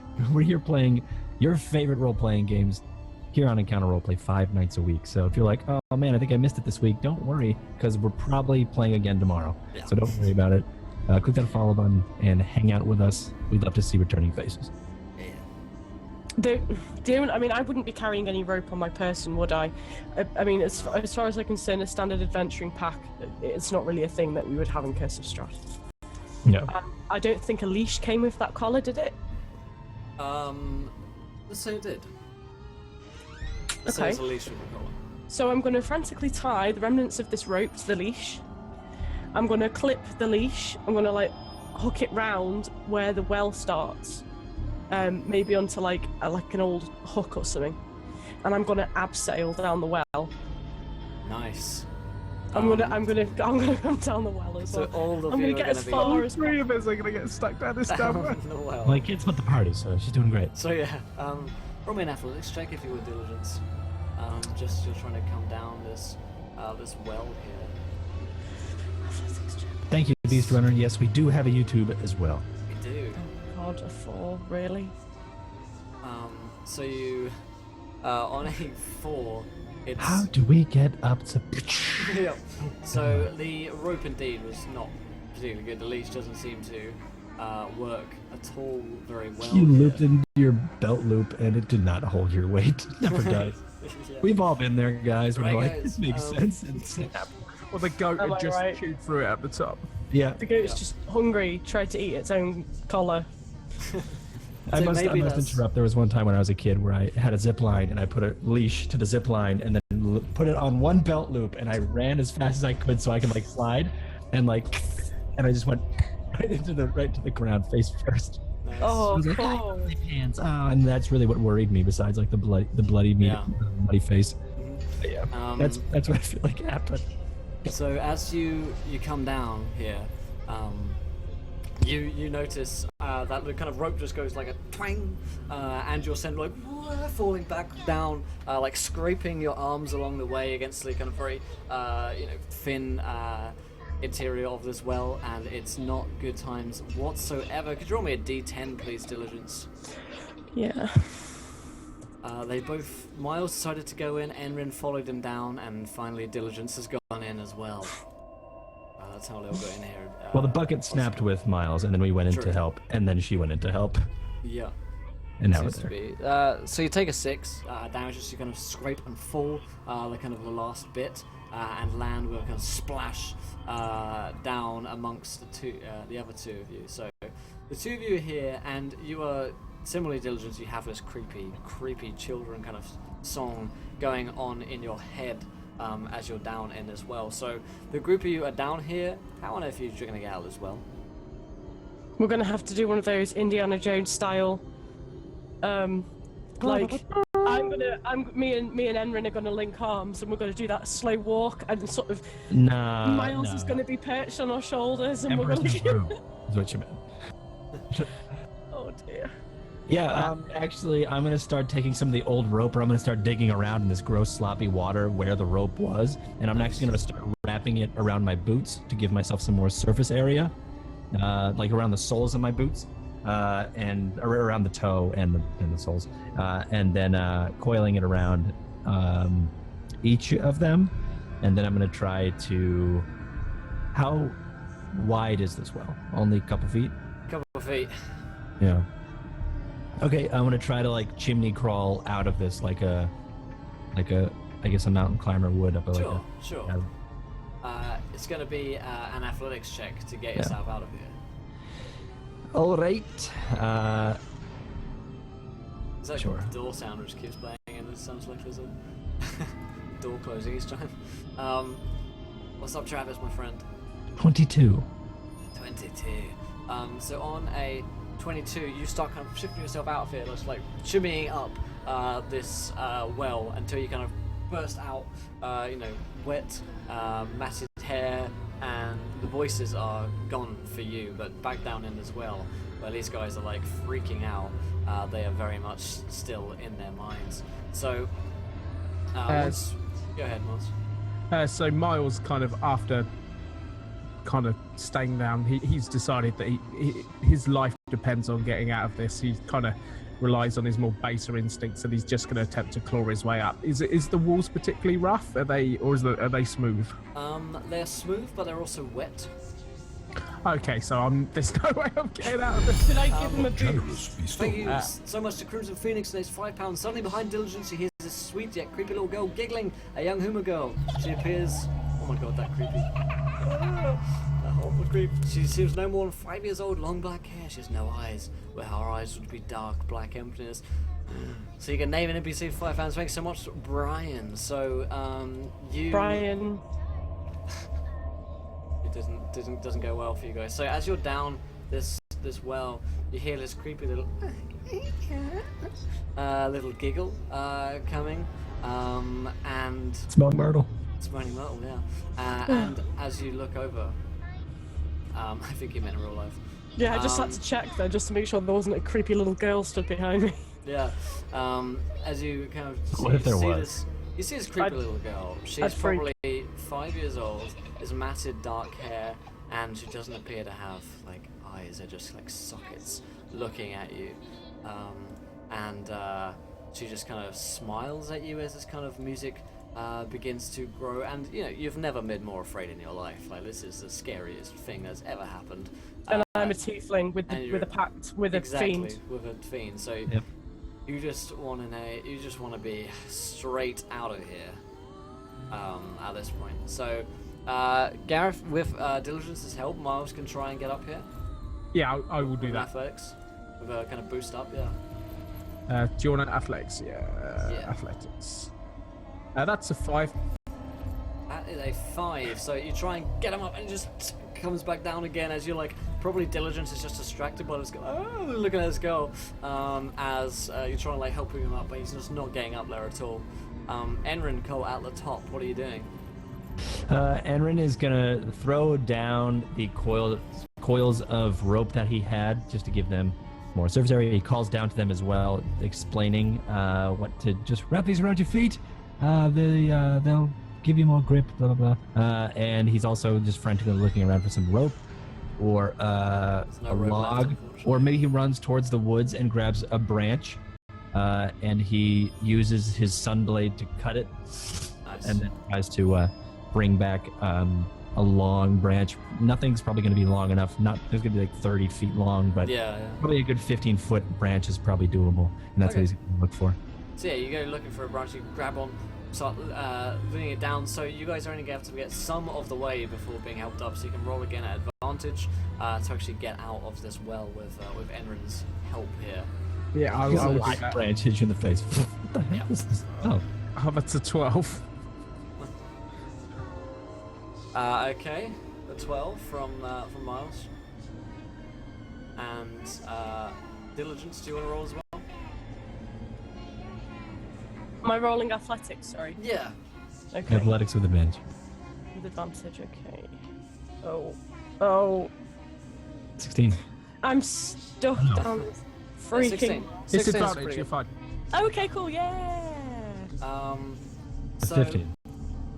yeah, on that roll, you can actually drag Miles with you as you begin to kind of like escape the weird voices and the I'm gonna trials. like grab his arm and say, "You're coming with me." And you come back Like out. Miles slips and he's like, "Oh no!" and you like grab him. Yeah, and you spill back out into the rain pouring down above. Yeah, could you roll me a D100? Both of us? 3 of us? Just Gareth. Gareth? Yeah, no problem. Give me that roll. That's a 67. 67. Okay, so actually, similarly, you have a similar kind of condition to the Diligence at this point. After that absolutely scarring experience for a child, completely paranoid. And That's too dark. perhaps even paranoid about the fact that they dropped you in there. So Give me more reasons to be scared. Yeah. yeah, Take away the only people I have to trust on the floor. yeah, no worries. I just kind of lay on the floor, panting and sobbing, and I got it. And I just throw the note at their feet. I pick it up. I guess I pick it up. I'm gonna run over to Miles and just kind of hug him. Are you not getting a hug back at this point? I'm just kind of laying there. That's fine. No, I'm just gonna hug you. This is what true love is. You just hug. You just hug. That's it. You heard it here first, folks. You hug Nothing when they else. need it the You most. just hug. You just gotta hug him when Yeah. they need it. Hug it Yeah. out. So yeah, I'm gonna unroll it, but still like making my way over to Miles and like kind of tousle his hair and like make sure he's okay, but also keeping my eye on the note and being like, Yeah, of course. So let me show this to the group of you here. My favorite part. So and outs. let's show it to all players and created by all players. Don't be edited. So save like that. You see that? And Yes, show to we players. do. So you see this kind of next page of entry here, and as you see it, first one reads, Day 8. The corn has been growing differently as of late. There is talk of a few men going down into the caves to find if the water source is tainted. If it is, I don't know how we'll survive the winter. Day 10. There's only about half of us in the fields now, some sick. Oren's missing. We have called for a soothsayer from a nearby town. Kind of like, what was like cough mark of blood all over the sheet at this point. Then it goes down to day 13. I went outside for the first time today. I was scratched by something. Something grabbed me from underground. There's a mark. Don't go alone. Oh, Should probably get to the caves, see what's tainting the water. And they're probably looking at me quizzically, and I show them the page, and I point out the cough of blood, and that this person was sick with something. don't go alone. That's why you should come with me. Go to the source.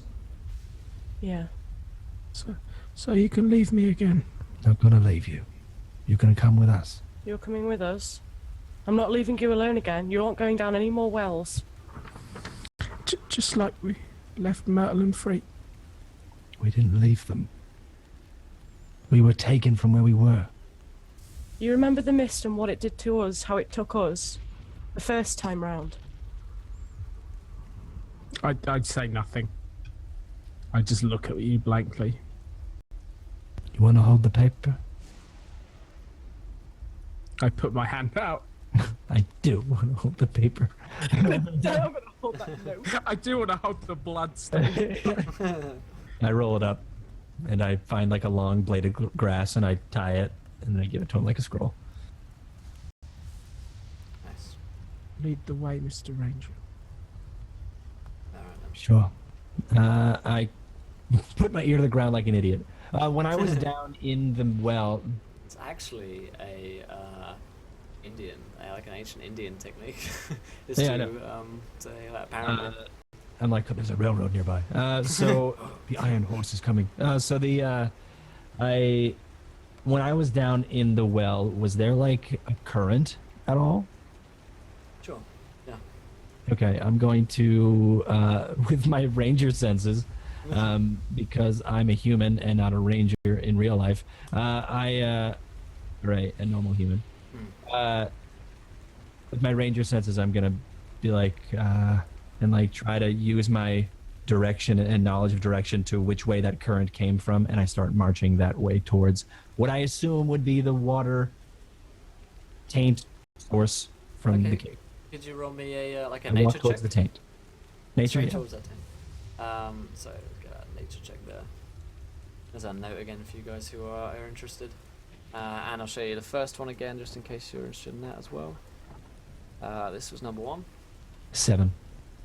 Okay, so a 7 isn't particularly hot. You think you probably, just like using your ranger sense, have an idea, but it's mostly a hunch, more than anything else, really. Yeah. It could be behind me, but I can't let them know Hey, that it's. yeah, It's this way. it's pretty much like these guys, just looking at them, they're clearly freaking out here. Yeah. And you need to keep them under control, just in terms of keeping them Yep. with a direction, I guess, at this point.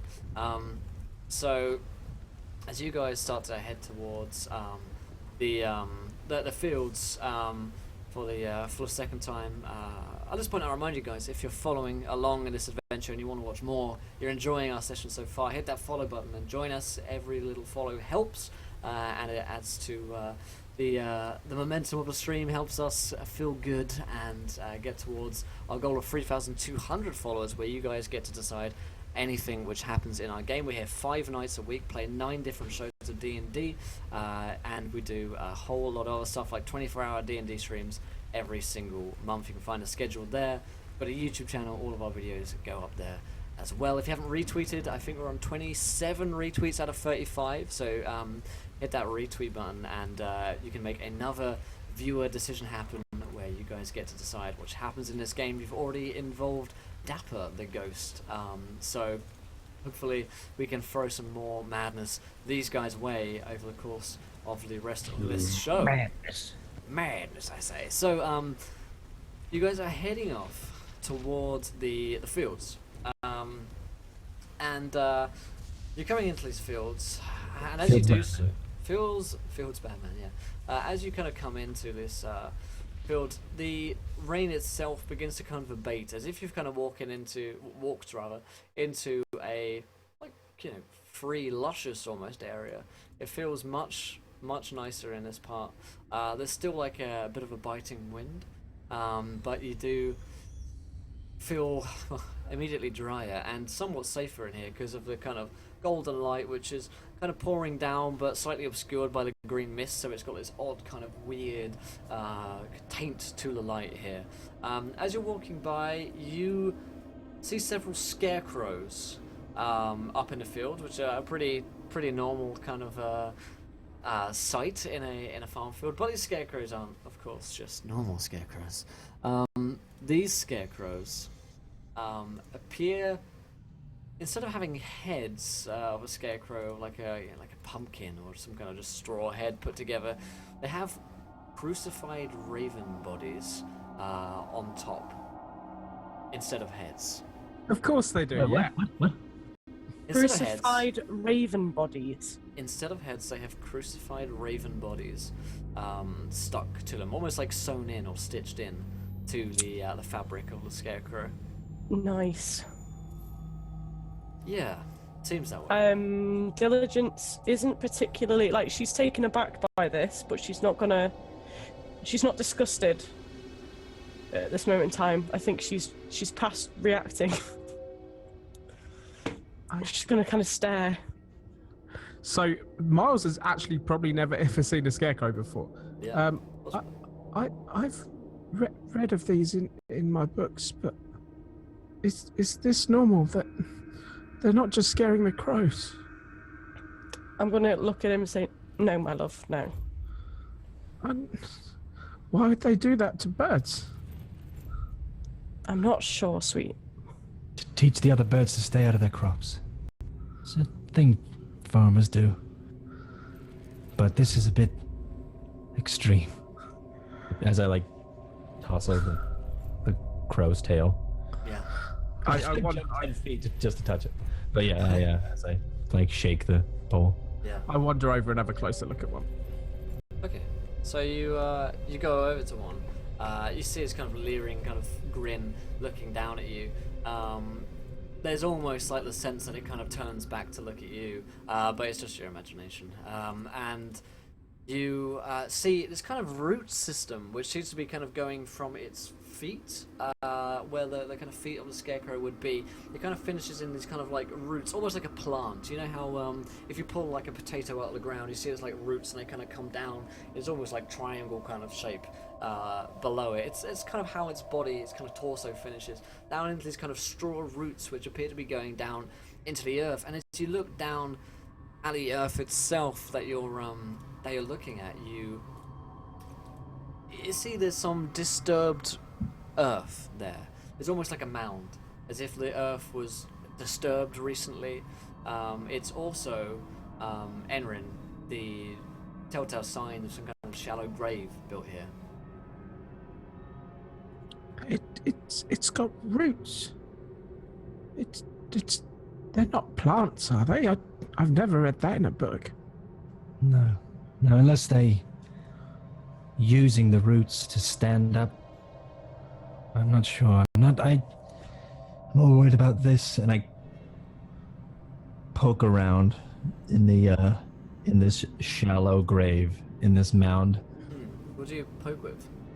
A sword or a stick or your feet or? I kick with my toe, and then I kind of get close and put my hand in it. Okay. So yeah, Because as you. I like that. Yeah. So you kind of feel like dirt, this kind of warm earth, and then you feel like something. It's warm. Something very cold, and Now it's cold. soft. Okay, getting warmer. And you stick your hand in it, you feel something cold and soft, and you kind of recoil because this is flesh which you've just touched. So I was right. Let's back away. And I kind of stand away. These are in fact graves. I'm not sure what these scarecrows are here for, but I'm not sure if I think that these have been dead for long or well preserved, but there's flesh on those bodies. Within. I pull out my water skin. You need to wash your hands. I've read about the disease spreading. He talked about some kind of sickness. You need to wash your hands. I will in a moment. No, you could be. It could be contagious. I'm not going to touch you. Just then I roll up my sleeves, and then I go back in, and I actually uncover one of the faces. Or I find where the face would be, and I try to uncover that. Okay, so you reveal the child's face, which is below. The child is probably 5 or 6.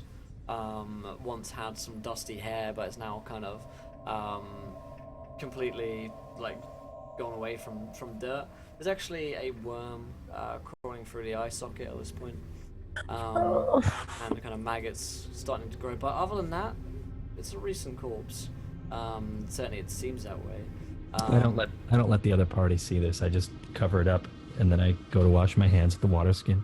Sure. Can you roll I'm me? gonna try to relay the information. Can you roll me a nature check as you're doing that, by the way? Yeah. I'd love to. Okay. Natiore.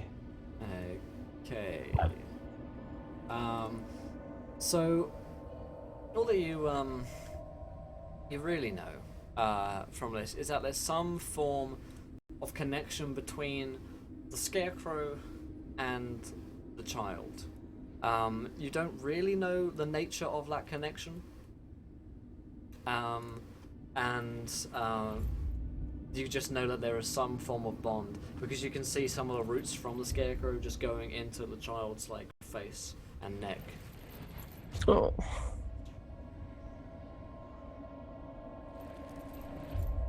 Is that all of us that see that? I'm I gonna think Enron take just out. just kind of hid it from you, the rest of you guys. Okay. Yeah, I put my hands into like I felt where the mound like shape of the head was, and I just dug my hands in and then like made a hole so I could see down into it, and then I covered it.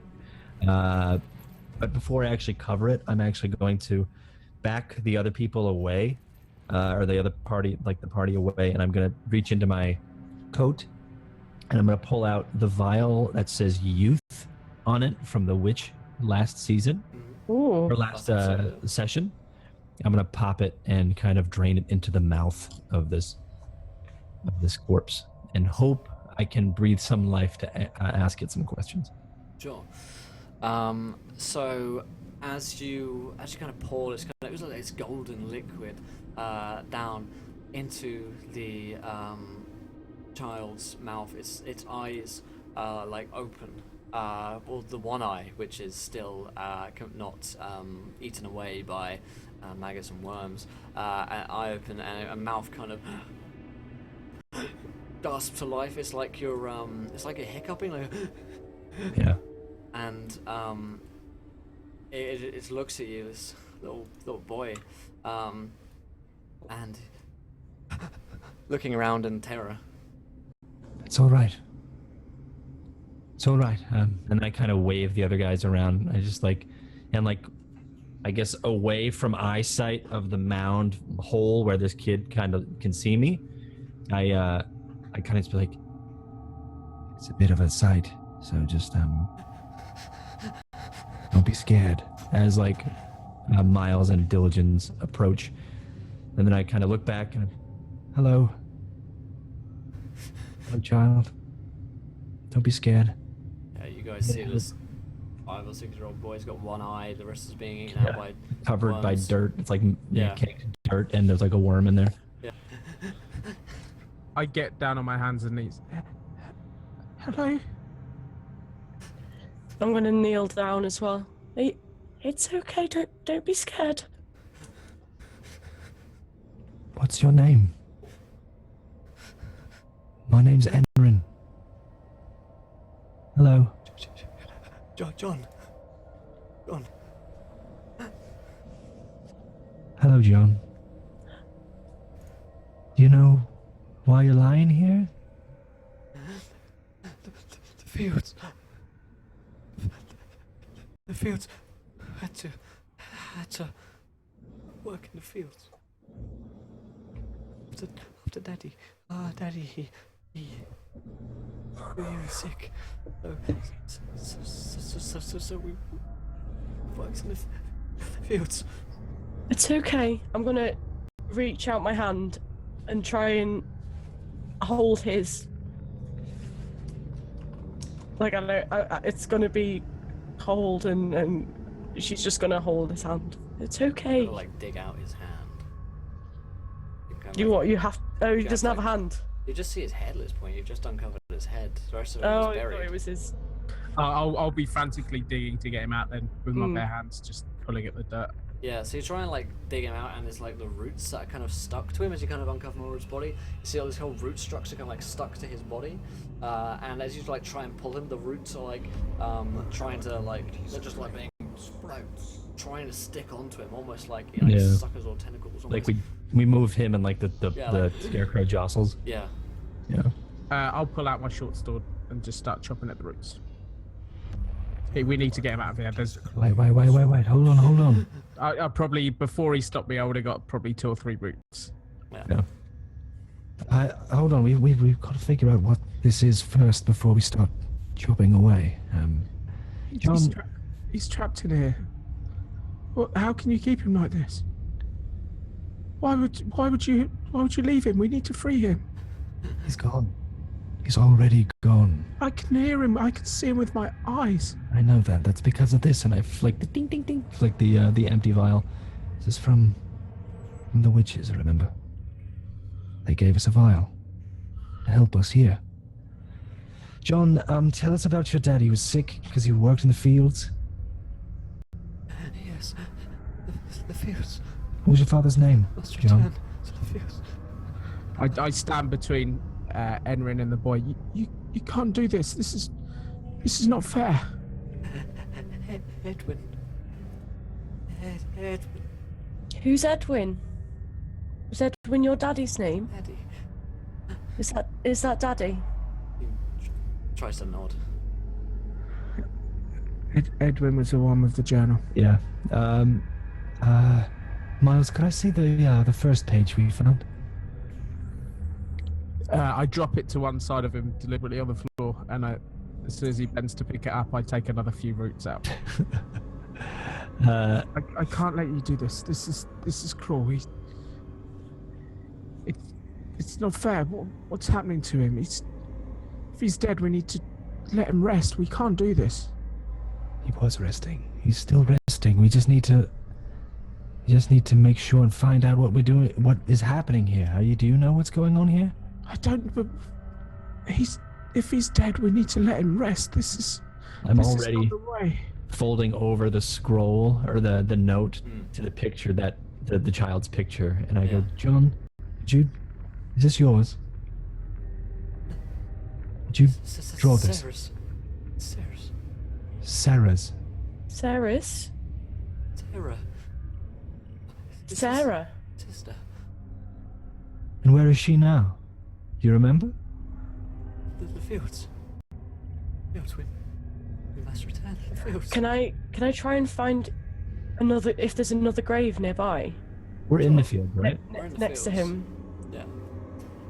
Yeah. Roll me a perception check if you can. Yeah, because if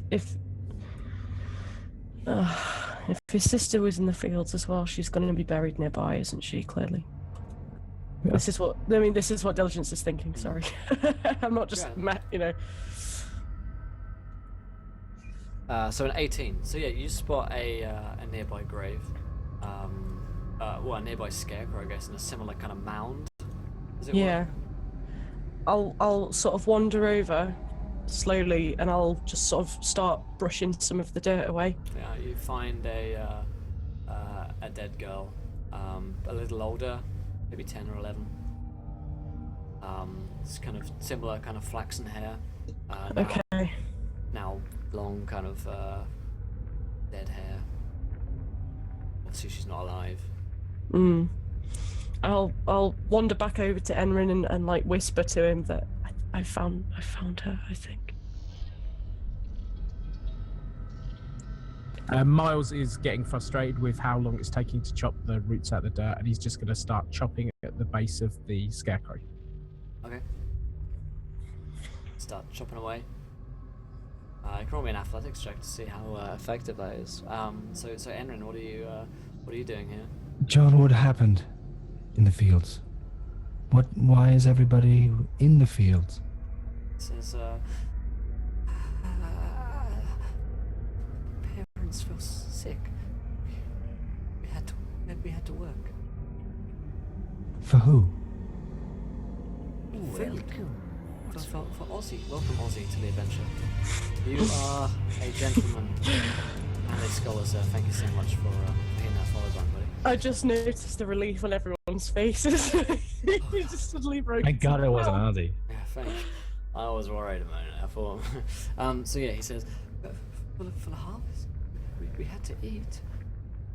Without the parents, we had to get the food.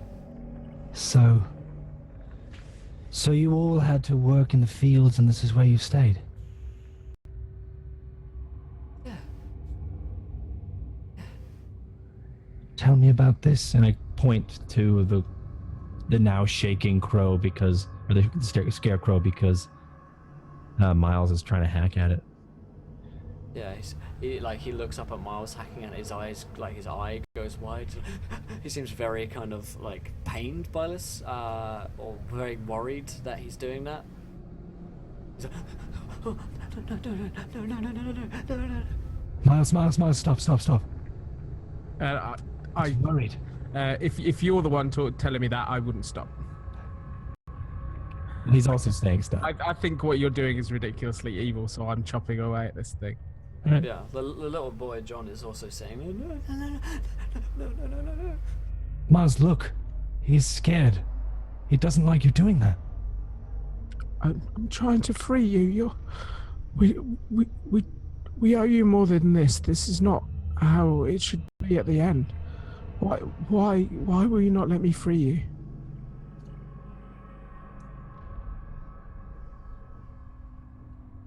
He says,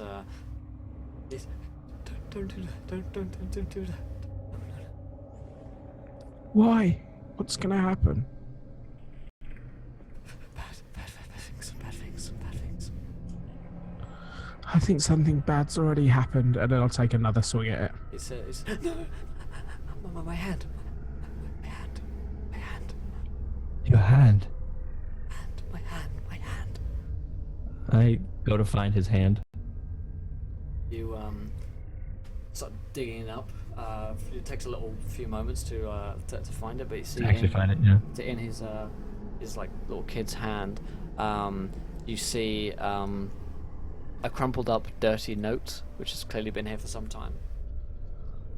And as you begin to unfurl it, you see it's in your journals now.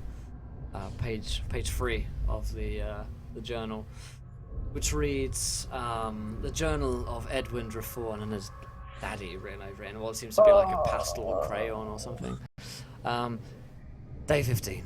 I can barely muster the strength to write anymore. This plague has already taken lives. Who would have known that one simple action could have brought this evil upon us, if only. Day 17. The woman from Sarah's picture is real. I couldn't believe my own eyes. I haven't seen anyone from the village in a few days. Am I going insane?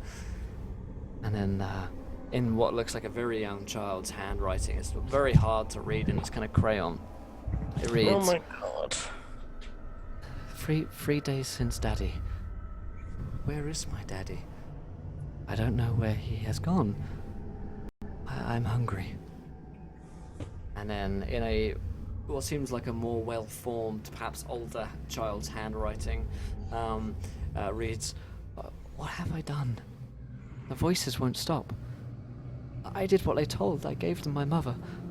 All I can hear are her screams, and the voices cry out, more. And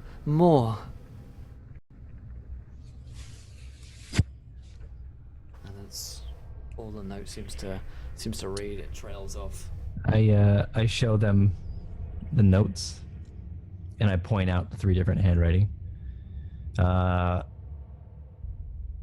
We need to find who wrote this, and I point to the last blurb. Miles drops his sword. I'm gonna maybe I think this is Sarah. point Enrin to the grave that Diligence has just kind of found the girl in. Yeah, wandered to. I think this is Sarah. Is Sarah over here, John? John? She was there before. All right. John, you're gonna rest now, okay? Okay. Miles, why don't you go help Diligence? As I kind of like try to make him realize what may happen, but I don't want him to get scared. So it's like, I'm gonna sort of maybe encourage Miles to come away by asking him how Devon is. I just kind of wander to Enrin and I just touch his arm and say, You always were braver than me. I'm sorry and thank you. And I just turn and walk away. Oh, chat. Man. Okay, yeah, and as he like turns his back, I kind of like put my hand over John's eyes slowly. Yeah. And I'm just like, all right, just try to think of your family before you are hungry. And the sunrise over your home. Can't stop. I can see it. Yes. All right, just. And I'm like stroking his forehead, and I start stroking his cheeks and his like his temples. Yeah. And then while he's like, I could see it, I snap his neck. Nice. And then I just cover his face with the dirt, and then I wipe away a tear and I walk over towards the tear on my own face, and then I walk towards this other mound. All right, then we'll get some angel thumps in chat. Rip John. So, Again. as, No. Wow. wow. What a. I'll take a moment here on the hour. So if you guys are enjoying, if you miss John in any way, if you want to watch more of this adventure and you don't want to ever miss an episode of our role-playing games, then hit that follow button and join us in our adventure. It's the best way to keep up to date with all of our shows as they happen. We're here 5 nights a week, 9 shows a week. Feels pretty real right now, guys. But follow, and hopefully maybe John will come back one day, who knows. Dear God. So... As a tree elemental. Yeah, who knows? Yeah, as an end. Hooks Celestia need it indeed. So you head on over to the mound where Sarah is. This little girl's head is poking out of the ground here. What do the roots mean, Enrin? I've never seen anything like this. I don't know. I think it's. If I don't know. I've never seen anything like it. in my books, roots said it said that roots took nutrients and water from the soil. Or could they be taking things from these children? I think we should cut them. I don't like the idea that they're taking something from them. As you kind of like are talking, there's like a eureka moment in Enrin. I think you're onto something.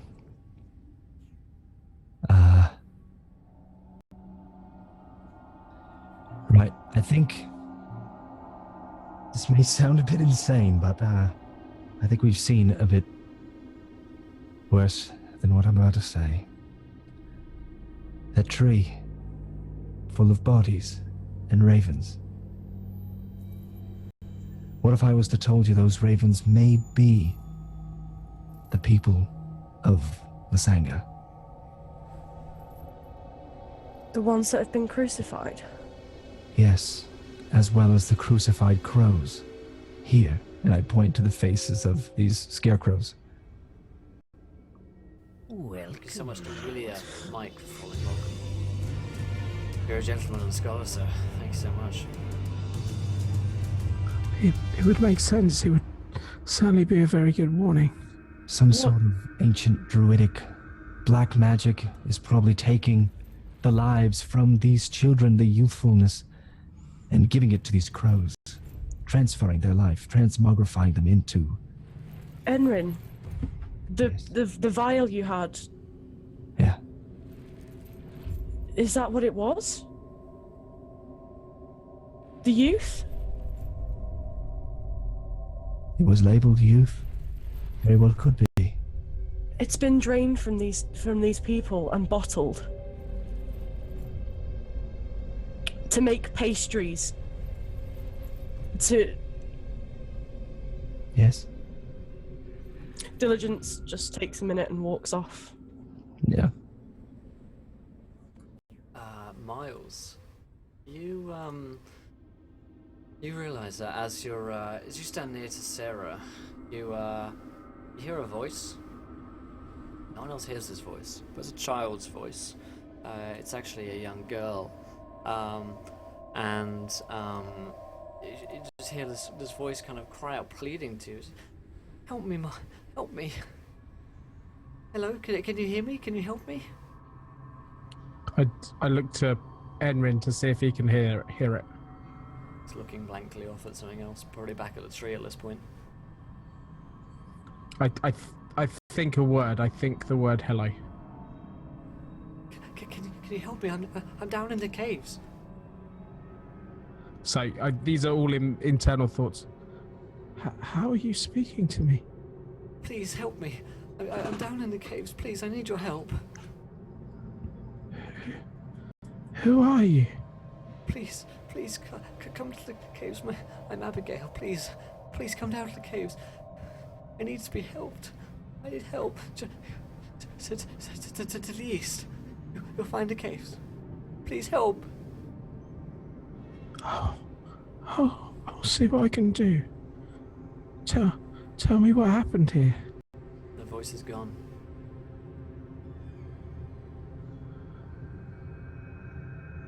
Enrin, did you hear that?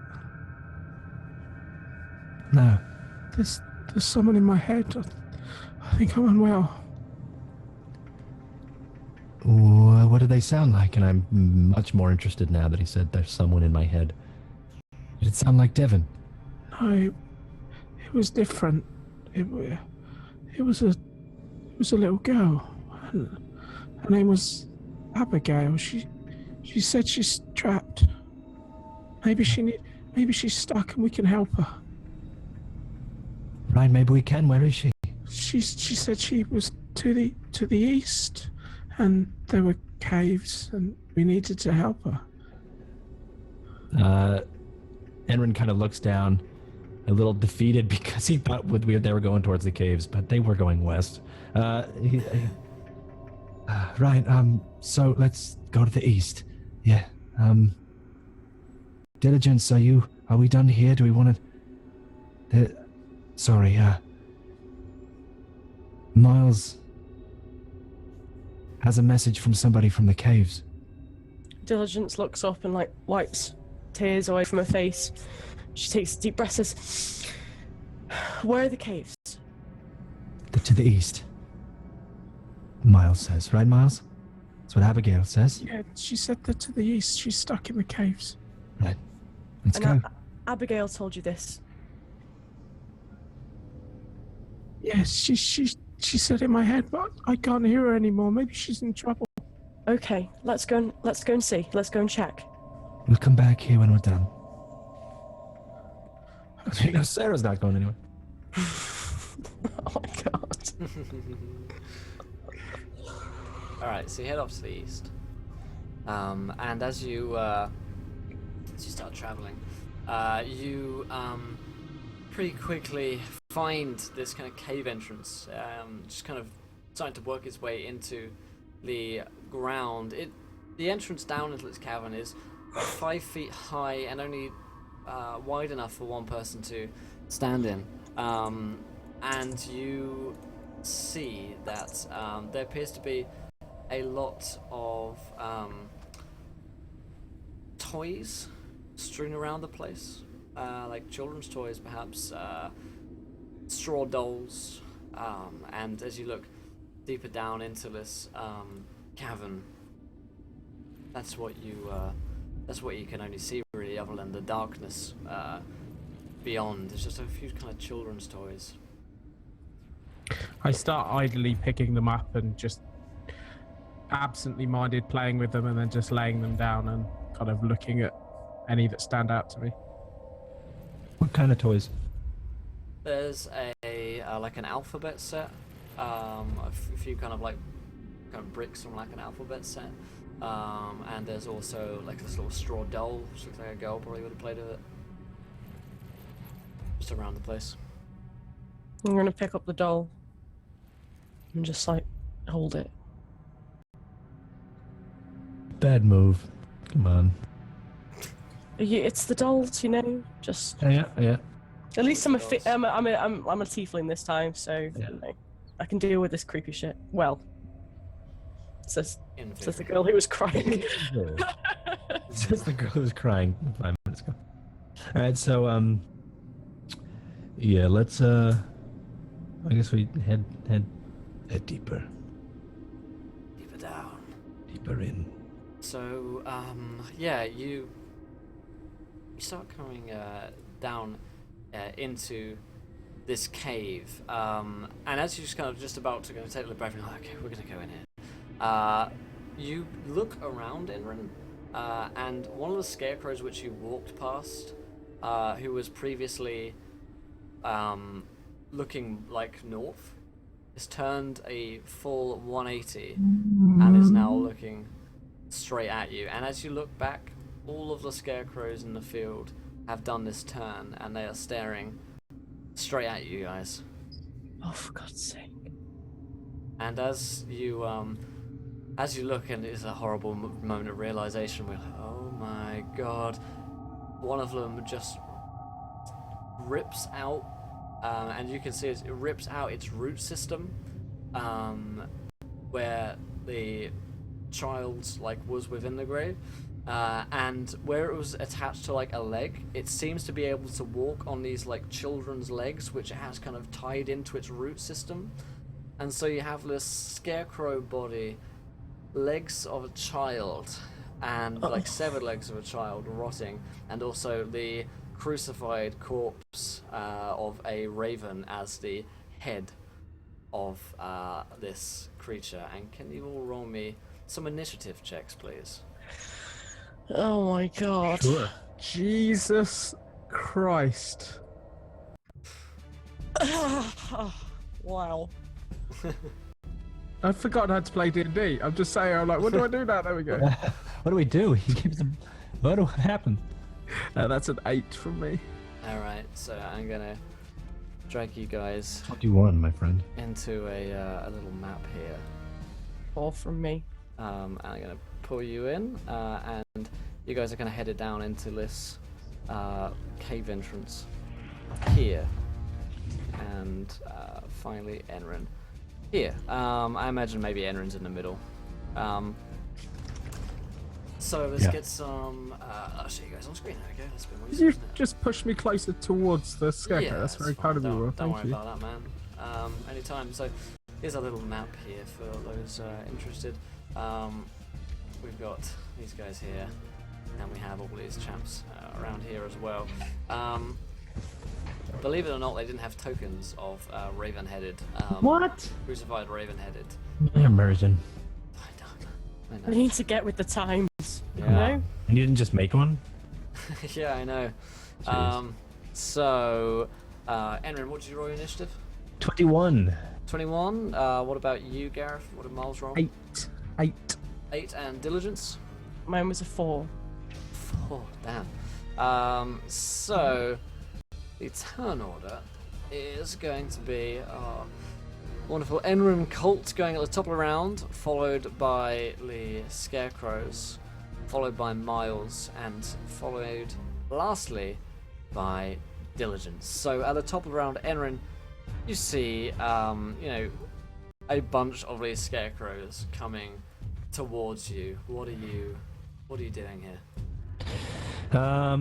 He is going to reach into his coat pocket where he put the hilt of the blade before, and he is going to click it on, and I guess it's actually like a rapier hilt. So he clicks it on, and it's just this piercing blade of radiant energy, and he's just gonna thrust into this one here, pushing Miles out of the way.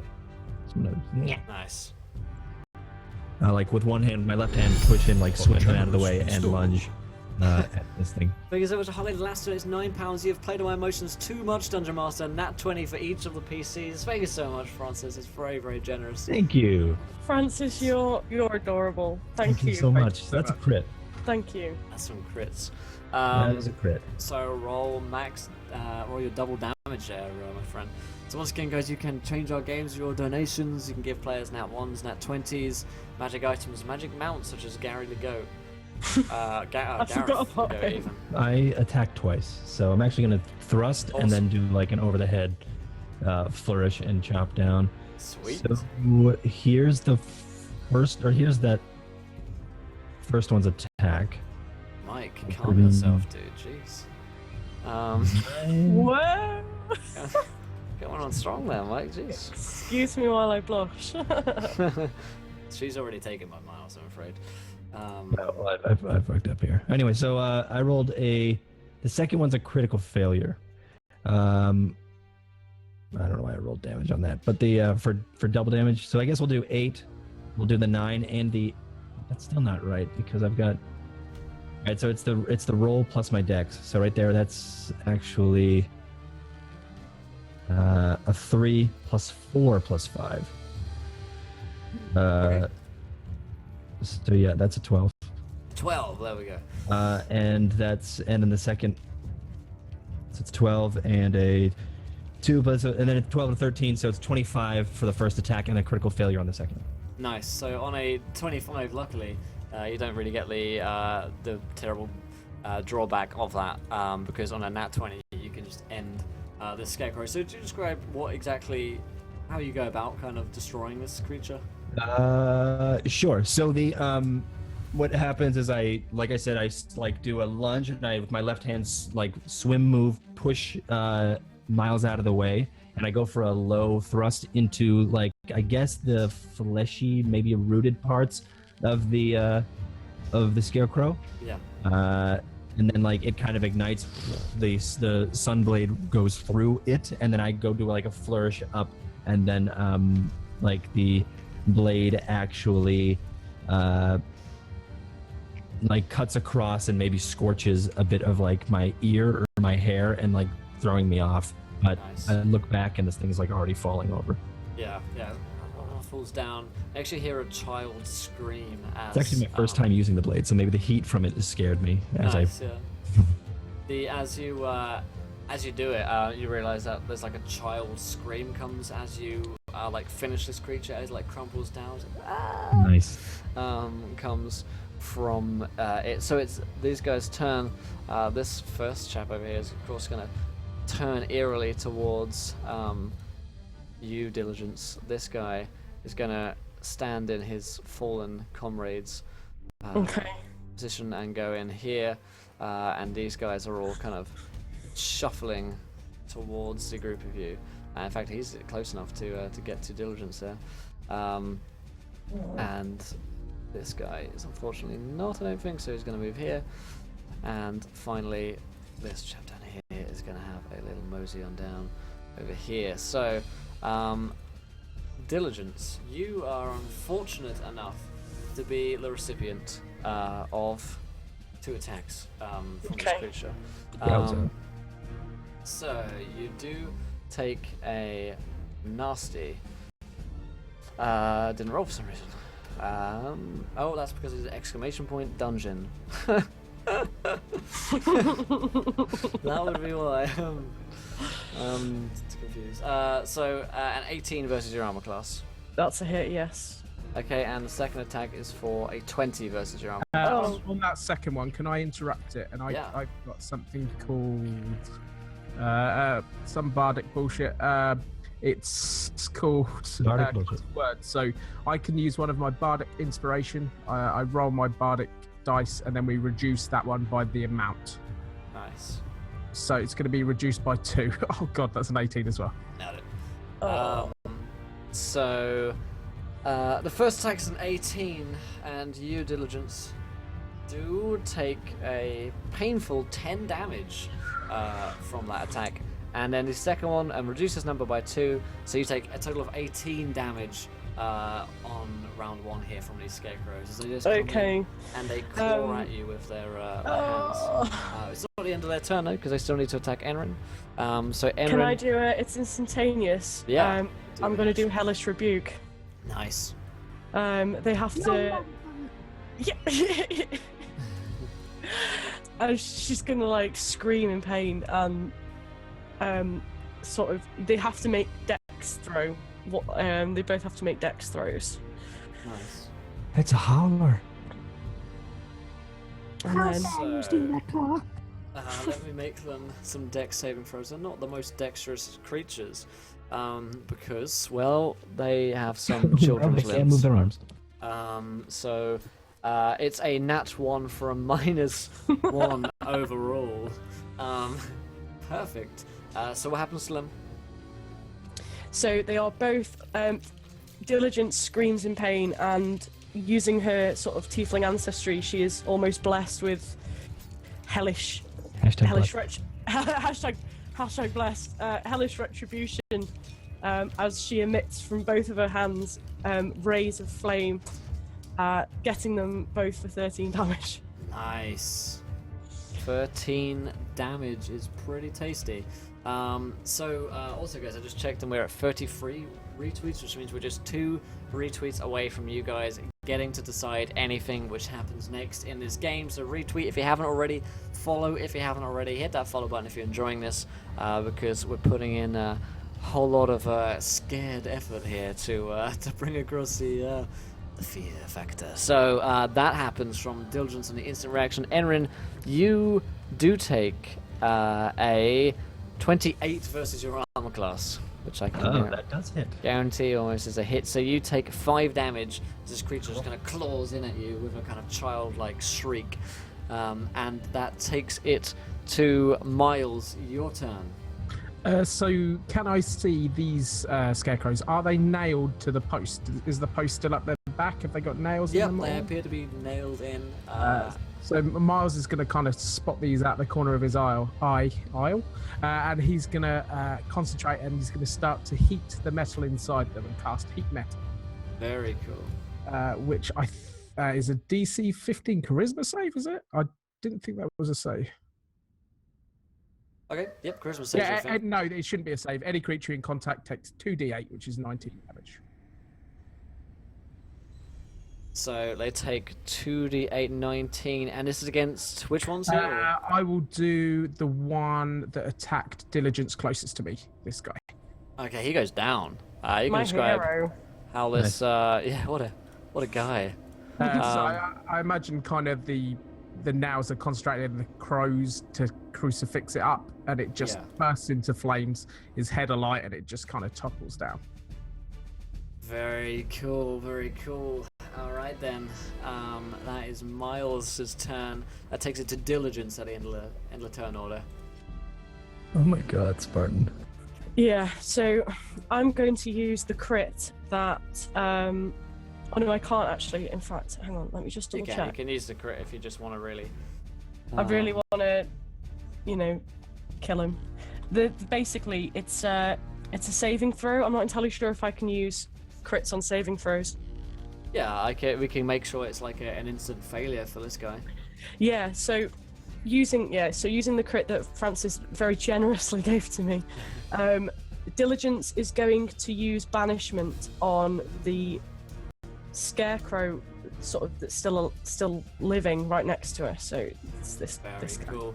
We've also just hit 35 retweets, guys. So that means that you guys Nice. get to decide what happens next. I'm going to throw this line down here in chat, underneath which you guys are going to throw your ideas as to what happens next. We're going to throw them into a straw poll, and the most popular one, which we will all vote on, including you guys in chat, will happen. So Gareth is doing that one. Throw your ideas, guys. What happens next? And of course, if you haven't retweeted, then go ahead and retweet for the sake of showing the show some love. And of course, follow us if you haven't already.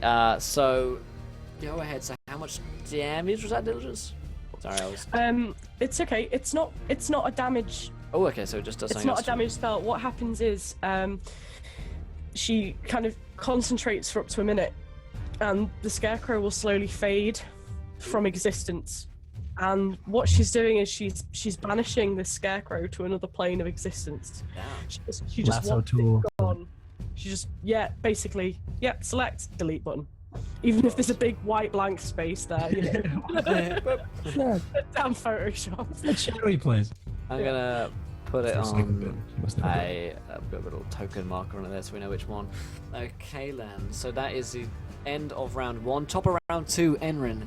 On a 21, it is your turn to go. You've got a scarecrow all over your grill right now. When I hit that one with my blade, was there any way of feeling like the mass? How heavy would these things be to wield? The scarecrows themselves, Yeah. pretty heavy. Okay. They've got like a wooden stake kind of in their back with nails in it. They've got the straw, which itself is light. Yeah. And then they've got like the children's legs. And it's also probably waterlogged too, so it's probably a bit Right. heavy. All right, so yeah, I'll just I'll scoot to here, and then I'll attack this guy.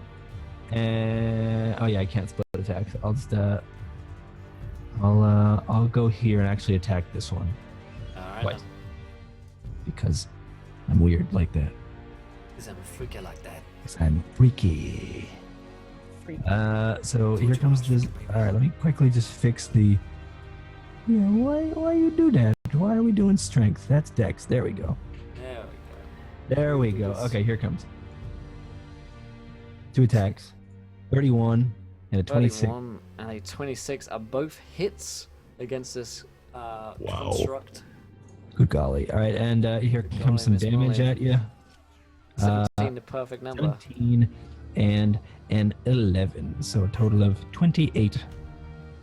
Very nice indeed. Keep getting those ideas in, guys, as fully viewed decision as this scarecrow just kind of tumbles down in a sliver of kind of different body parts and straw as you kind of cleave it apart with the Sweet. sunblade.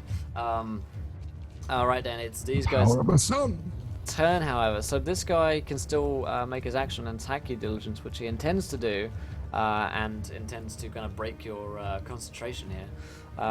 So it's a Okay. 19 versus your armor class. That's Now, we're gonna definitely actually, a we're hit. going to need to look up concentration rules here, because you do take 7 damage. But it's worth looking up when concentration is broken, whether or not it's if you're hit, or if it's you take damage, or if you need to make a save when that happens. I forget. 'Cause we never use concentration rules. I think they all differ for each Yeah. spell. The target is blah blah blah. Target's incapacitated. Target remains there until the spell ends, at which point the target The reappears. straw poll is in chat, by the way, guys. So go ahead and vote on that.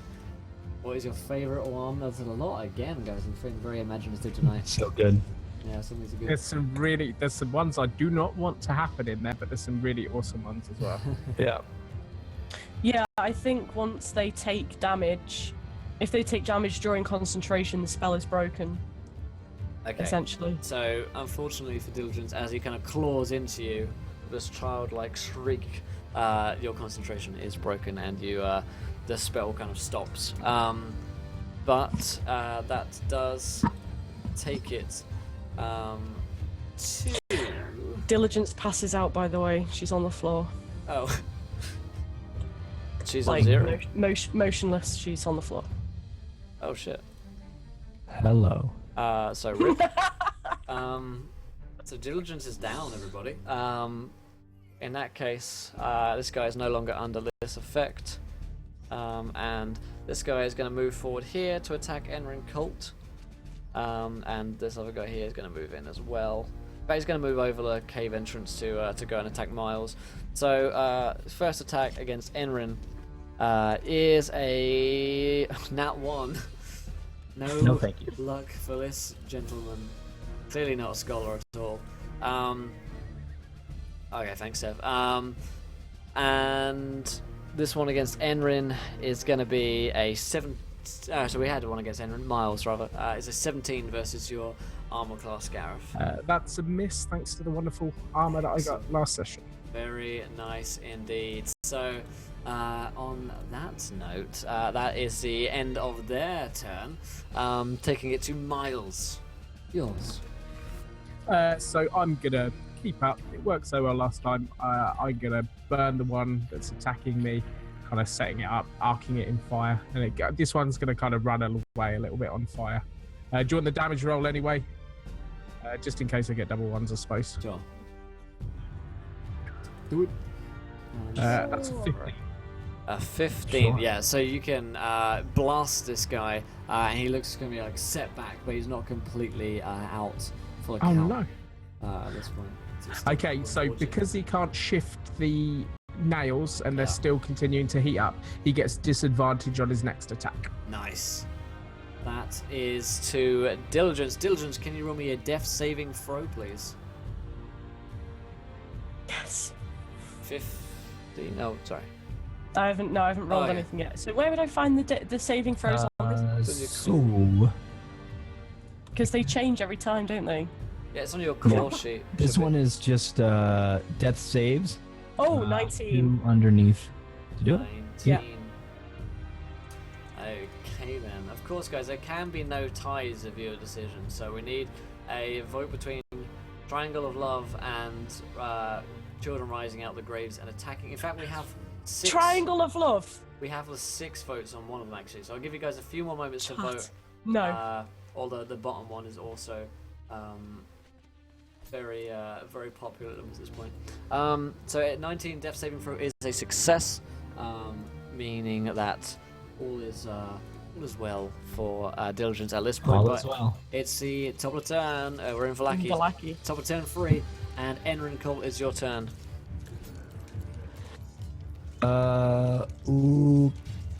Okay. Oh, look at that.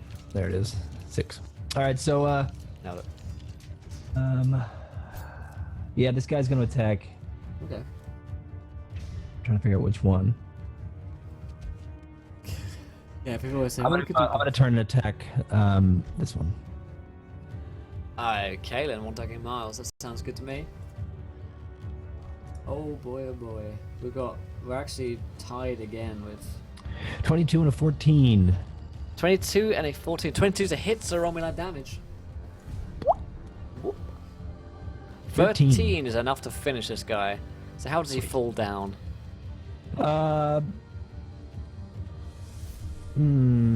I think I start seeing the nail or like one of the stakes in the back of this thing heat up red hot, and I take the pommel of my rapier or my sunblade, and I actually just dash it further into I guess the spine of this creature, like down that stake, and I think it just like shrieks and topples over Nice. as it like burns and starts to smoke from where that nail was. Sweet. Nailed it. And he kind of like topples down onto Miles, parts of like this children's leg, Yeah. kind of like falling down onto you at this point. So that takes it to their turn. So ties over. Let's call it who won. All right then. It looks like 9 votes for a good one there. 41 votes on this one. That's probably one of the biggest votes we've had in a long time. Wow. Some excellent decisions there, guys. So we've ended it. It is over. So any votes from here do not count. But thank you guys for your wonderful suggestions. All of these are really fucking cool and funny. So we'll get to that in just a few moments here, guys. Do not worry. So at that point, it's their turn. So this guy is gonna move in here to attack the Enrin. So 2 attacks against Enrin. First of which is a 12. Second of which is a 27. 27 hits. I figured. Can I roll another one of my bardic inspiration to try and knock him down a little bit? Sure. Come on, give me an 8. Give me an 8. We'll get love square at some point when the DM gets involved as well. 4, so it's only a 23. It's actually when Gareth gets involved. So you only take 4 damage, Enrin, as this thing claws into you. As Miles kind of like stops, like points out where this guy's coming towards you, and you manage to like duck under most of the swing. You're still caught on the top of the head, and you're still raked with, flesh is kind of like raked across by this thing's kind of claws. But nonetheless, you do take a little bit less damage. Taking it to Miles, your turn. How many are left? Just one. There are 2 of them, so it might be a bit difficult to see. I'll get rid of the bodies of these ones. I am just going to be boring, do what's been working well. I'm going to heat metal and use my last level 2 spell slot. Alright then. So that's going to do 20 damage against the one closest to me. 20 damage against this guy is certainly enough to end whatever unlife he was in. And you hear this another like pain child scream as the bond is broken, and he falls down in a tumble of legs and straw. Taking it to Diligence, your turn. Roll me a death saving throw again. Sure. Because it wasn't awkward enough last time. Exactly, Nida. We need more Oh, awkwardness. dear. So that's a failure. So we've got 1 success to 1 failure. Of course, the first to reach 3 is either life or death. So we need to finish this guy off pretty quickly by the looks of it, Enrin. So it's your turn. So he turns to Miles. He sees Diligence fall and he goes, quick, help her. I'll take care of this. And as this thing, how do these things attack us? Are they swinging like? They swing in with their claws towards you. They have these like horrific kind of claws. Can they move their arms, or are they just like? They appear to be able to kind of move them in somewhat. Yeah. Okay. As this thing swipes at me, I want to like dodge, duck, dip, dive, and dodge out of the way, and try to like get it. And like as it's like coming towards me, I want to use its momentum to put it across the grave, and then I want to just jump into the center of it, snapping its back. Sweet. Which would you like? Athletics or acrobatics? I would like an acrobatics first because it seems pretty. Okay. Pretty ninja what you're doing right here. 16. 16 sounds pretty good. So you bring this thing down as you kind of like land on its neck, and you just hear this like neck snap, and once again, But of course, I fall 6 feet into it. you also fall 6 feet. But you know, there's no damage involved in that. Yeah, it's just so, gonna somehow need to climb out. But yeah. So that is fortunately for you guys the end of that that encounter there. awesome. But we do have something happen, and as you kind of all these corpses of the scarecrows are lying around. Of course, you haven't dealt with all the scarecrows in this field. This is like a tiny patch of this huge kind of expanse which you're in. You see from the bodies of the scarecrows like some kind of movement coming from within. It's like a kind of eruption almost. Something is like kind of growing inside, and as that happens, you see something almost beautiful happen. You see that there are doves coming from within. These kind of creatures like burst out. These little birds kind of come out. These white doves burst out, and as they the sun comes across, and actually for the first time in a very long time, you see the sun for itself. The green mist is gone, and you can see this golden light shining across the fields, and you're in this kind of golden world. And we'll say Diligence manages to come back up. As this happens, there's no doubt one of you guys is helping her up, and as you see these doves just kind of take off from the bodies, they begin to fly off towards the sun, and for a brief moment the three of you stand there and you see these doves flying off into the sunset, and you realize that you've done a good thing here, and the children, or maybe their souls, are in a better place as they begin to take off. And then, as that moment ends, you kind of have a little sad smile from each of you, and then there's weird, creepy child music comes back in, and you see the sun just like mist over again. And thank you so much to Mr. Skimmy D for following. Oh, Miss Skimmy D. Oh, Miss Kimmy D. I nailed it. There we go. Thank you so much. You are a gentle lady in the skull. Weird, creepy music comes back in. The sun goes back down. The mist crawls back in. The voices start coming from the cave within. And that beautiful moment is definitely over. I rush to diligence and kind of help her to her feet. Are you okay? You took a bit of a knock there. I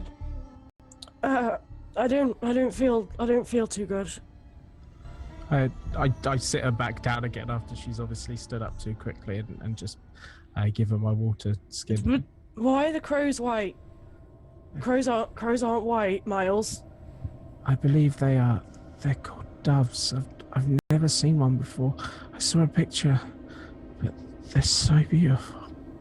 Have you? And my eyes were just transfixed in the sky. Just so beautiful. And my eyes turn and meet yours. Oh God.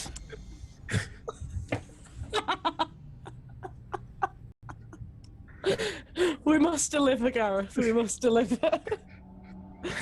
Yes, what's going on? So Diligence is just going to carry on looking at you. She's going to take a sharp intake of breath. just like gaze at you. I break the gaze after a little bit too long.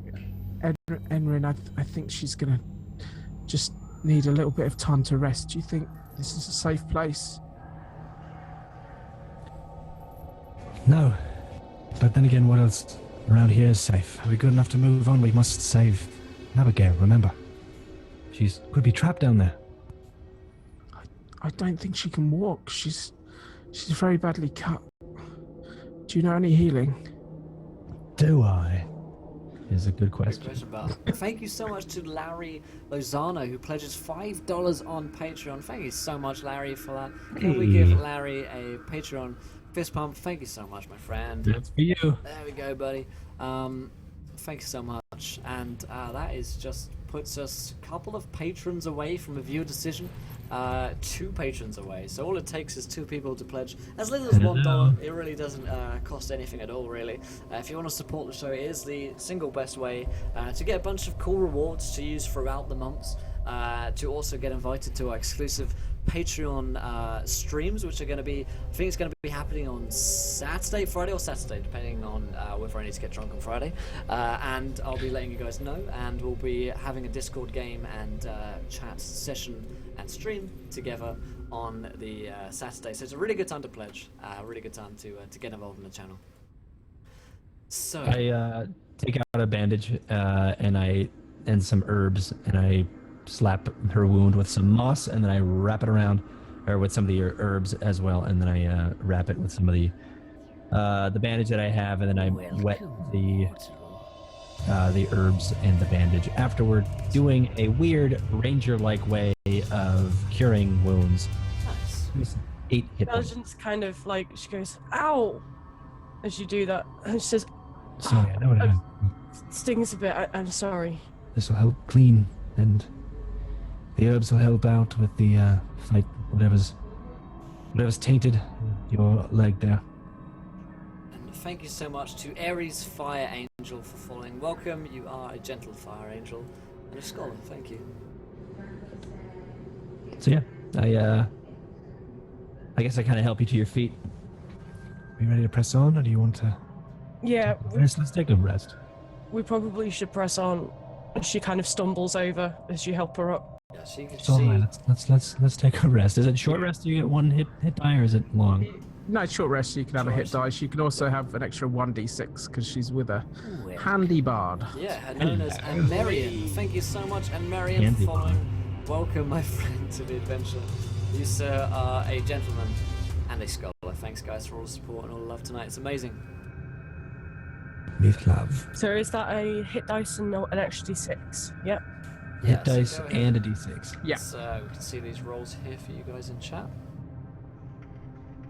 Oh, That's only one, unfortunately.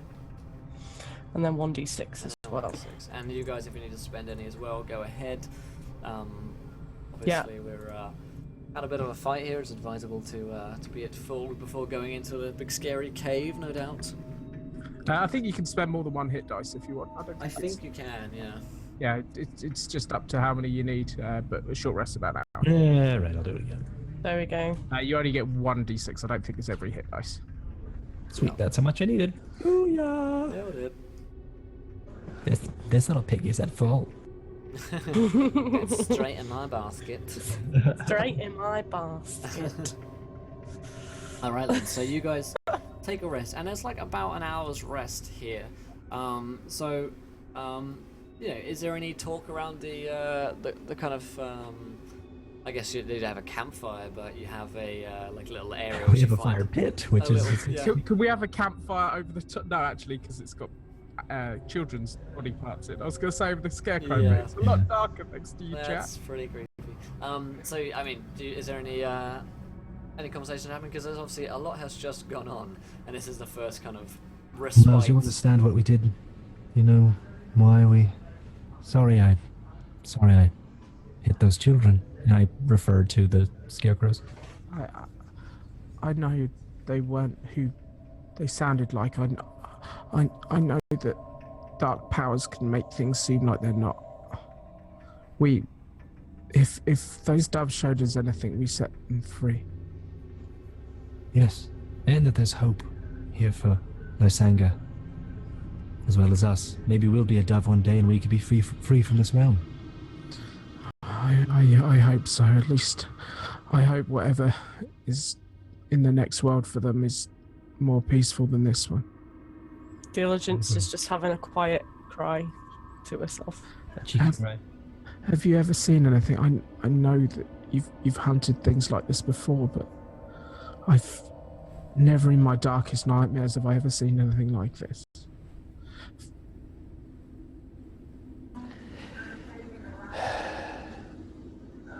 Miles, Enrin. I haven't spoken much about this before, but when I was younger, I lived in a small town with my mother and my father. They were both intrigued by the arts. And I'm not talking the fine arts, I'm talking dark arts. And there was this woman who would come over all the time, and she would sell them books. And that's what they would tell me. They told me that she was a bookseller. It turns out that she actually was a peddler of dark magics. And they were both very involved in some sort of cult. And it seems one night they both went out to one of the parties. I was left with my brother. And my brother was just born weeks prior. And they left me to babysit. It was very scary for me, being so young. So, I went to find them. The baby wouldn't stop crying. My brother wouldn't stop crying, so I went to go find them with him. Talking to our friends, they led us to the graveyard where my parents were. This party that they were at seemed to be some sort of ritual. They were bringing back something dark, something scary. I seen a lot of death that night. A lot of horrors which I don't wish to go back to. while I was running, I seemed to have left my brother behind, and I didn't realize until after. Until I was safe in the woods, away from home, I realized I left my brother.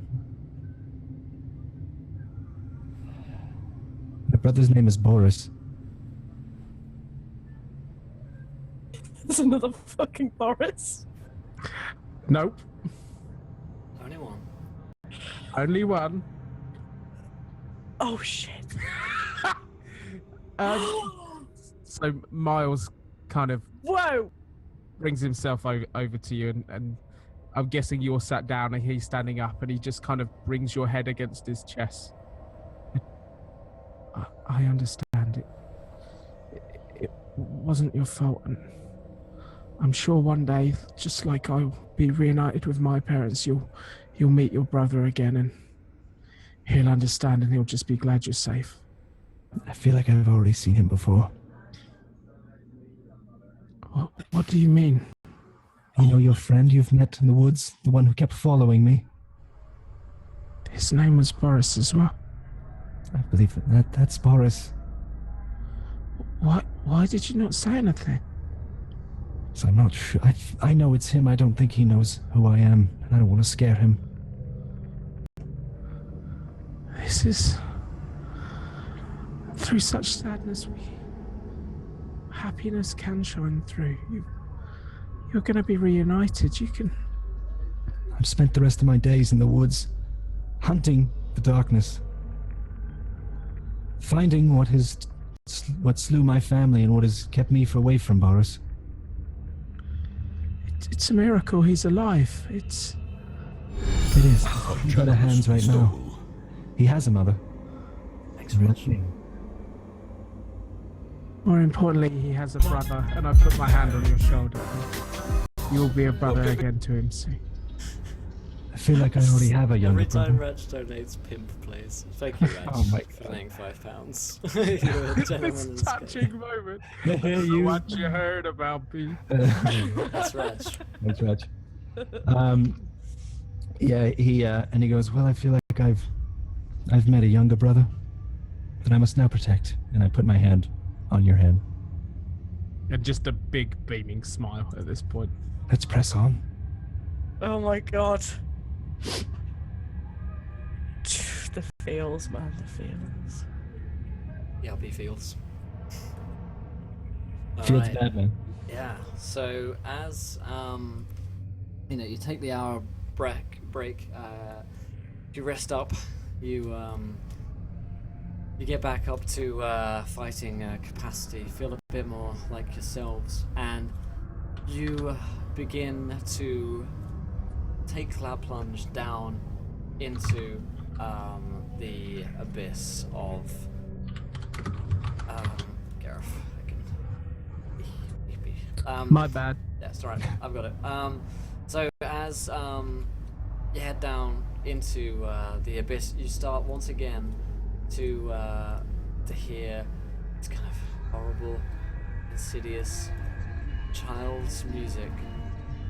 And as you look in, you see a little girl, like the same ghost that you saw before in that well, just dancing away deeper into the tunnel. And where once you had that doll in your hand, Diligence, the doll is no longer there. You see her running away with it, dancing further into the tunnels. I just got chills. Look at my arms. I just got bad chills. Oh my god. And as you begin to head in to the tunnel, that is where we'll end this episode of The Curse of Strahd. Thank you so much, guys, for a wonderful adventure. We have made it. We've made it till the end, guys. There's some more peaceful music for you. So this is indeed going to be like a two-parter. So because chat put so much work into this, and we've created a cool atmosphere, we're going to continue this adventure next week. So what do chat feel about this session? How how did you guys enjoy yourselves? I certainly had a great time, and it was amazing getting to DM some horror again, because it's been a little while since I got to do any horror, and it's been fun to change the tone of the game a little bit again. So let's hear from chat, and then let's hear from the players. So Lee, you played in Cthulhu before, you know. Yeah, I know some creepy stuff when I see it, Yeah. but Christ, I thought it was amazing. I thought it was. I don't think I've ever played a game where I've cried. I literally cried at one point. no. The tears were real. The chills, everything. Oh my god, I've never been taken through so much emotional turmoil in my life. That was ridiculous. That was, you guys in chat, you are so good. That was amazing. Yeah, definitely. Huge shout out to all the guys in chat who helped me earlier create this. I think we're going to be doing the same thing next week. I want to do some more creation, so I'll let you guys know about that, because we seem to really have a good time doing that and create a great game. I think it's definitely worth it. So Gareth, what did you think? It was amazing. It's the first time I've ever played like a real horror game. Yeah. And I had my hand over my mouth. I was like, oh god. And that music, when I was playing it, it seeps into your ears. It's absolutely horrible. Isn't it? Really Yeah. It's horrible. And it kind of everything, because I was just focused on the game. I just ignored chat. I wasn't doing any of my modding, so Whoops. there, but I was so taken in, and I can't believe that's 3 hours gone by so quickly. Yeah. That was such a good, and it's loads of stuff that the book would never touch, with dead children, and it's dark. I think we handled it quite maturely and didn't mess around with anything too unkind, but no, it was really, really good. There was some really, really strong character building stuff in there. It was nice to hear a bit more about Emrin's past and get that massive spoiler at the end as well. Oh, that bloody Sclusy. Yeah. That hot Sclusy. Sclusy. When you were like, oh, another Boris, and then you're like, no, just one Boris. And then we counted the seconds and waited for the penny to drop. They did, Ben. Magic says to me for the next session, I've made a note of that. Thank you so much, Ratch, again, for your generous donation. Should make sessions 4 or 5 hours. That is one thing I've considered. We considered the Broken Kingdom as well, and for Strahd, just to make this a little longer, because they seem to be really enjoyed by chat. I guess we could ask chat, would you guys want like a 4-hour session of Curse of Strahd? It goes pretty late for us, but I'm sure we could possibly make it work. Would you, in the future, like to see a 4-hour episode? We couldn't do it for every single show, obviously, because that'd be like extra loads of time. But for maybe just these shows, let us know if you'd like that, and it's something that we can consider taking on. The Goat Falls and Love of Chords characters. So, Cord, your thoughts on the session, I guess. I thought it was really cool. I'm trying to think of. Yeah, I loved every aspect. The going into the town was awesome. Seeing that giant creepy tree really set the tone of the entire session. And then also the handouts is awesome. We need to get more handouts in a lot more of our games. They're really cool, and it's a great thing for us to just have and to be immersed in the seriousness of the story, which is really cool. And I love that. Thank you, chat. You guys are awesome. Every time you guys are involved with making an adventure here on Encounter Roleplay, it never fails. It never ceases to amaze me either. Especially today. I thought it was going to be a silly, jokey one, but no, you guys nailed it, which was great. Nailed. Thoroughly nailed. Yeah. Nailed. Awesome. Super glad to hear. I've put a straw poll there. Yeah, I don't know if necessarily 4 hours would work better. It's just a sort of thing that if you guys want it, then we'll think about it, because the 3 hours can work pretty well for pacing wise and stuff like that. But yeah, that's worth considering. Thanks, Sev, for your help. Thanks everyone who helped. And it was an absolute blast. So make sure that you're here for the next one, which is obviously going to be at the same time next week. We have a full schedule. You find it in the chat there, and obviously down below there's our full schedule as well. Next week at 4 p.m. EDT is the next Curse of Strahd game. If you miss any of this one and you want to catch more of it, catch it on YouTube. If you want to watch our 2 shows tomorrow, then watch us on Thursday tomorrow, and hit that follow button to make sure you can catch all of our shows. Thanks so much, Ben. Thanks, that's really kind. Yeah, Freo, just give us a good head clap. We'll see what Lee's Stropple says, what you guys think. So Lee, tell us what's happening tomorrow, because you're DMing next on Encounter Roleplay. I am, yes. So tomorrow at 6 p.m. GMT, 1 p.m. EDT, I am DMing Tinker's Tale. It's episode 3? Episode 3. Episode 3. They've tortured the Tinker. They've just fought a group of kobolds at the entrance of Salt Vault Mines, where the entrance to the mines are, and also the hidden entrance to the black market. So tune in tomorrow to find out what happens next. Yeah. Yeah. Awesome. So Thursday is indeed D&D day as ever. We start at 1 p.m. EDT, 5 p.m. BSC, and we're playing Tinker's Tale for 3 hours with myself, with Trainsy, with Exploding Dice, and of course Lee DMing us. And then we move on to a new season of West March's viewer games, where you guys can come and play with me. It is happening at 4 p.m. EDT through till 7, and you guys, of course, as ever, can join in and play any single week. I've already got a bunch of wonderful players for this week, but if you want in on next, then you can. All you need is the ability to play, be around on any Thursday. Doesn't matter how old you are, who you are, whatever, you can come along and play. So thanks guys for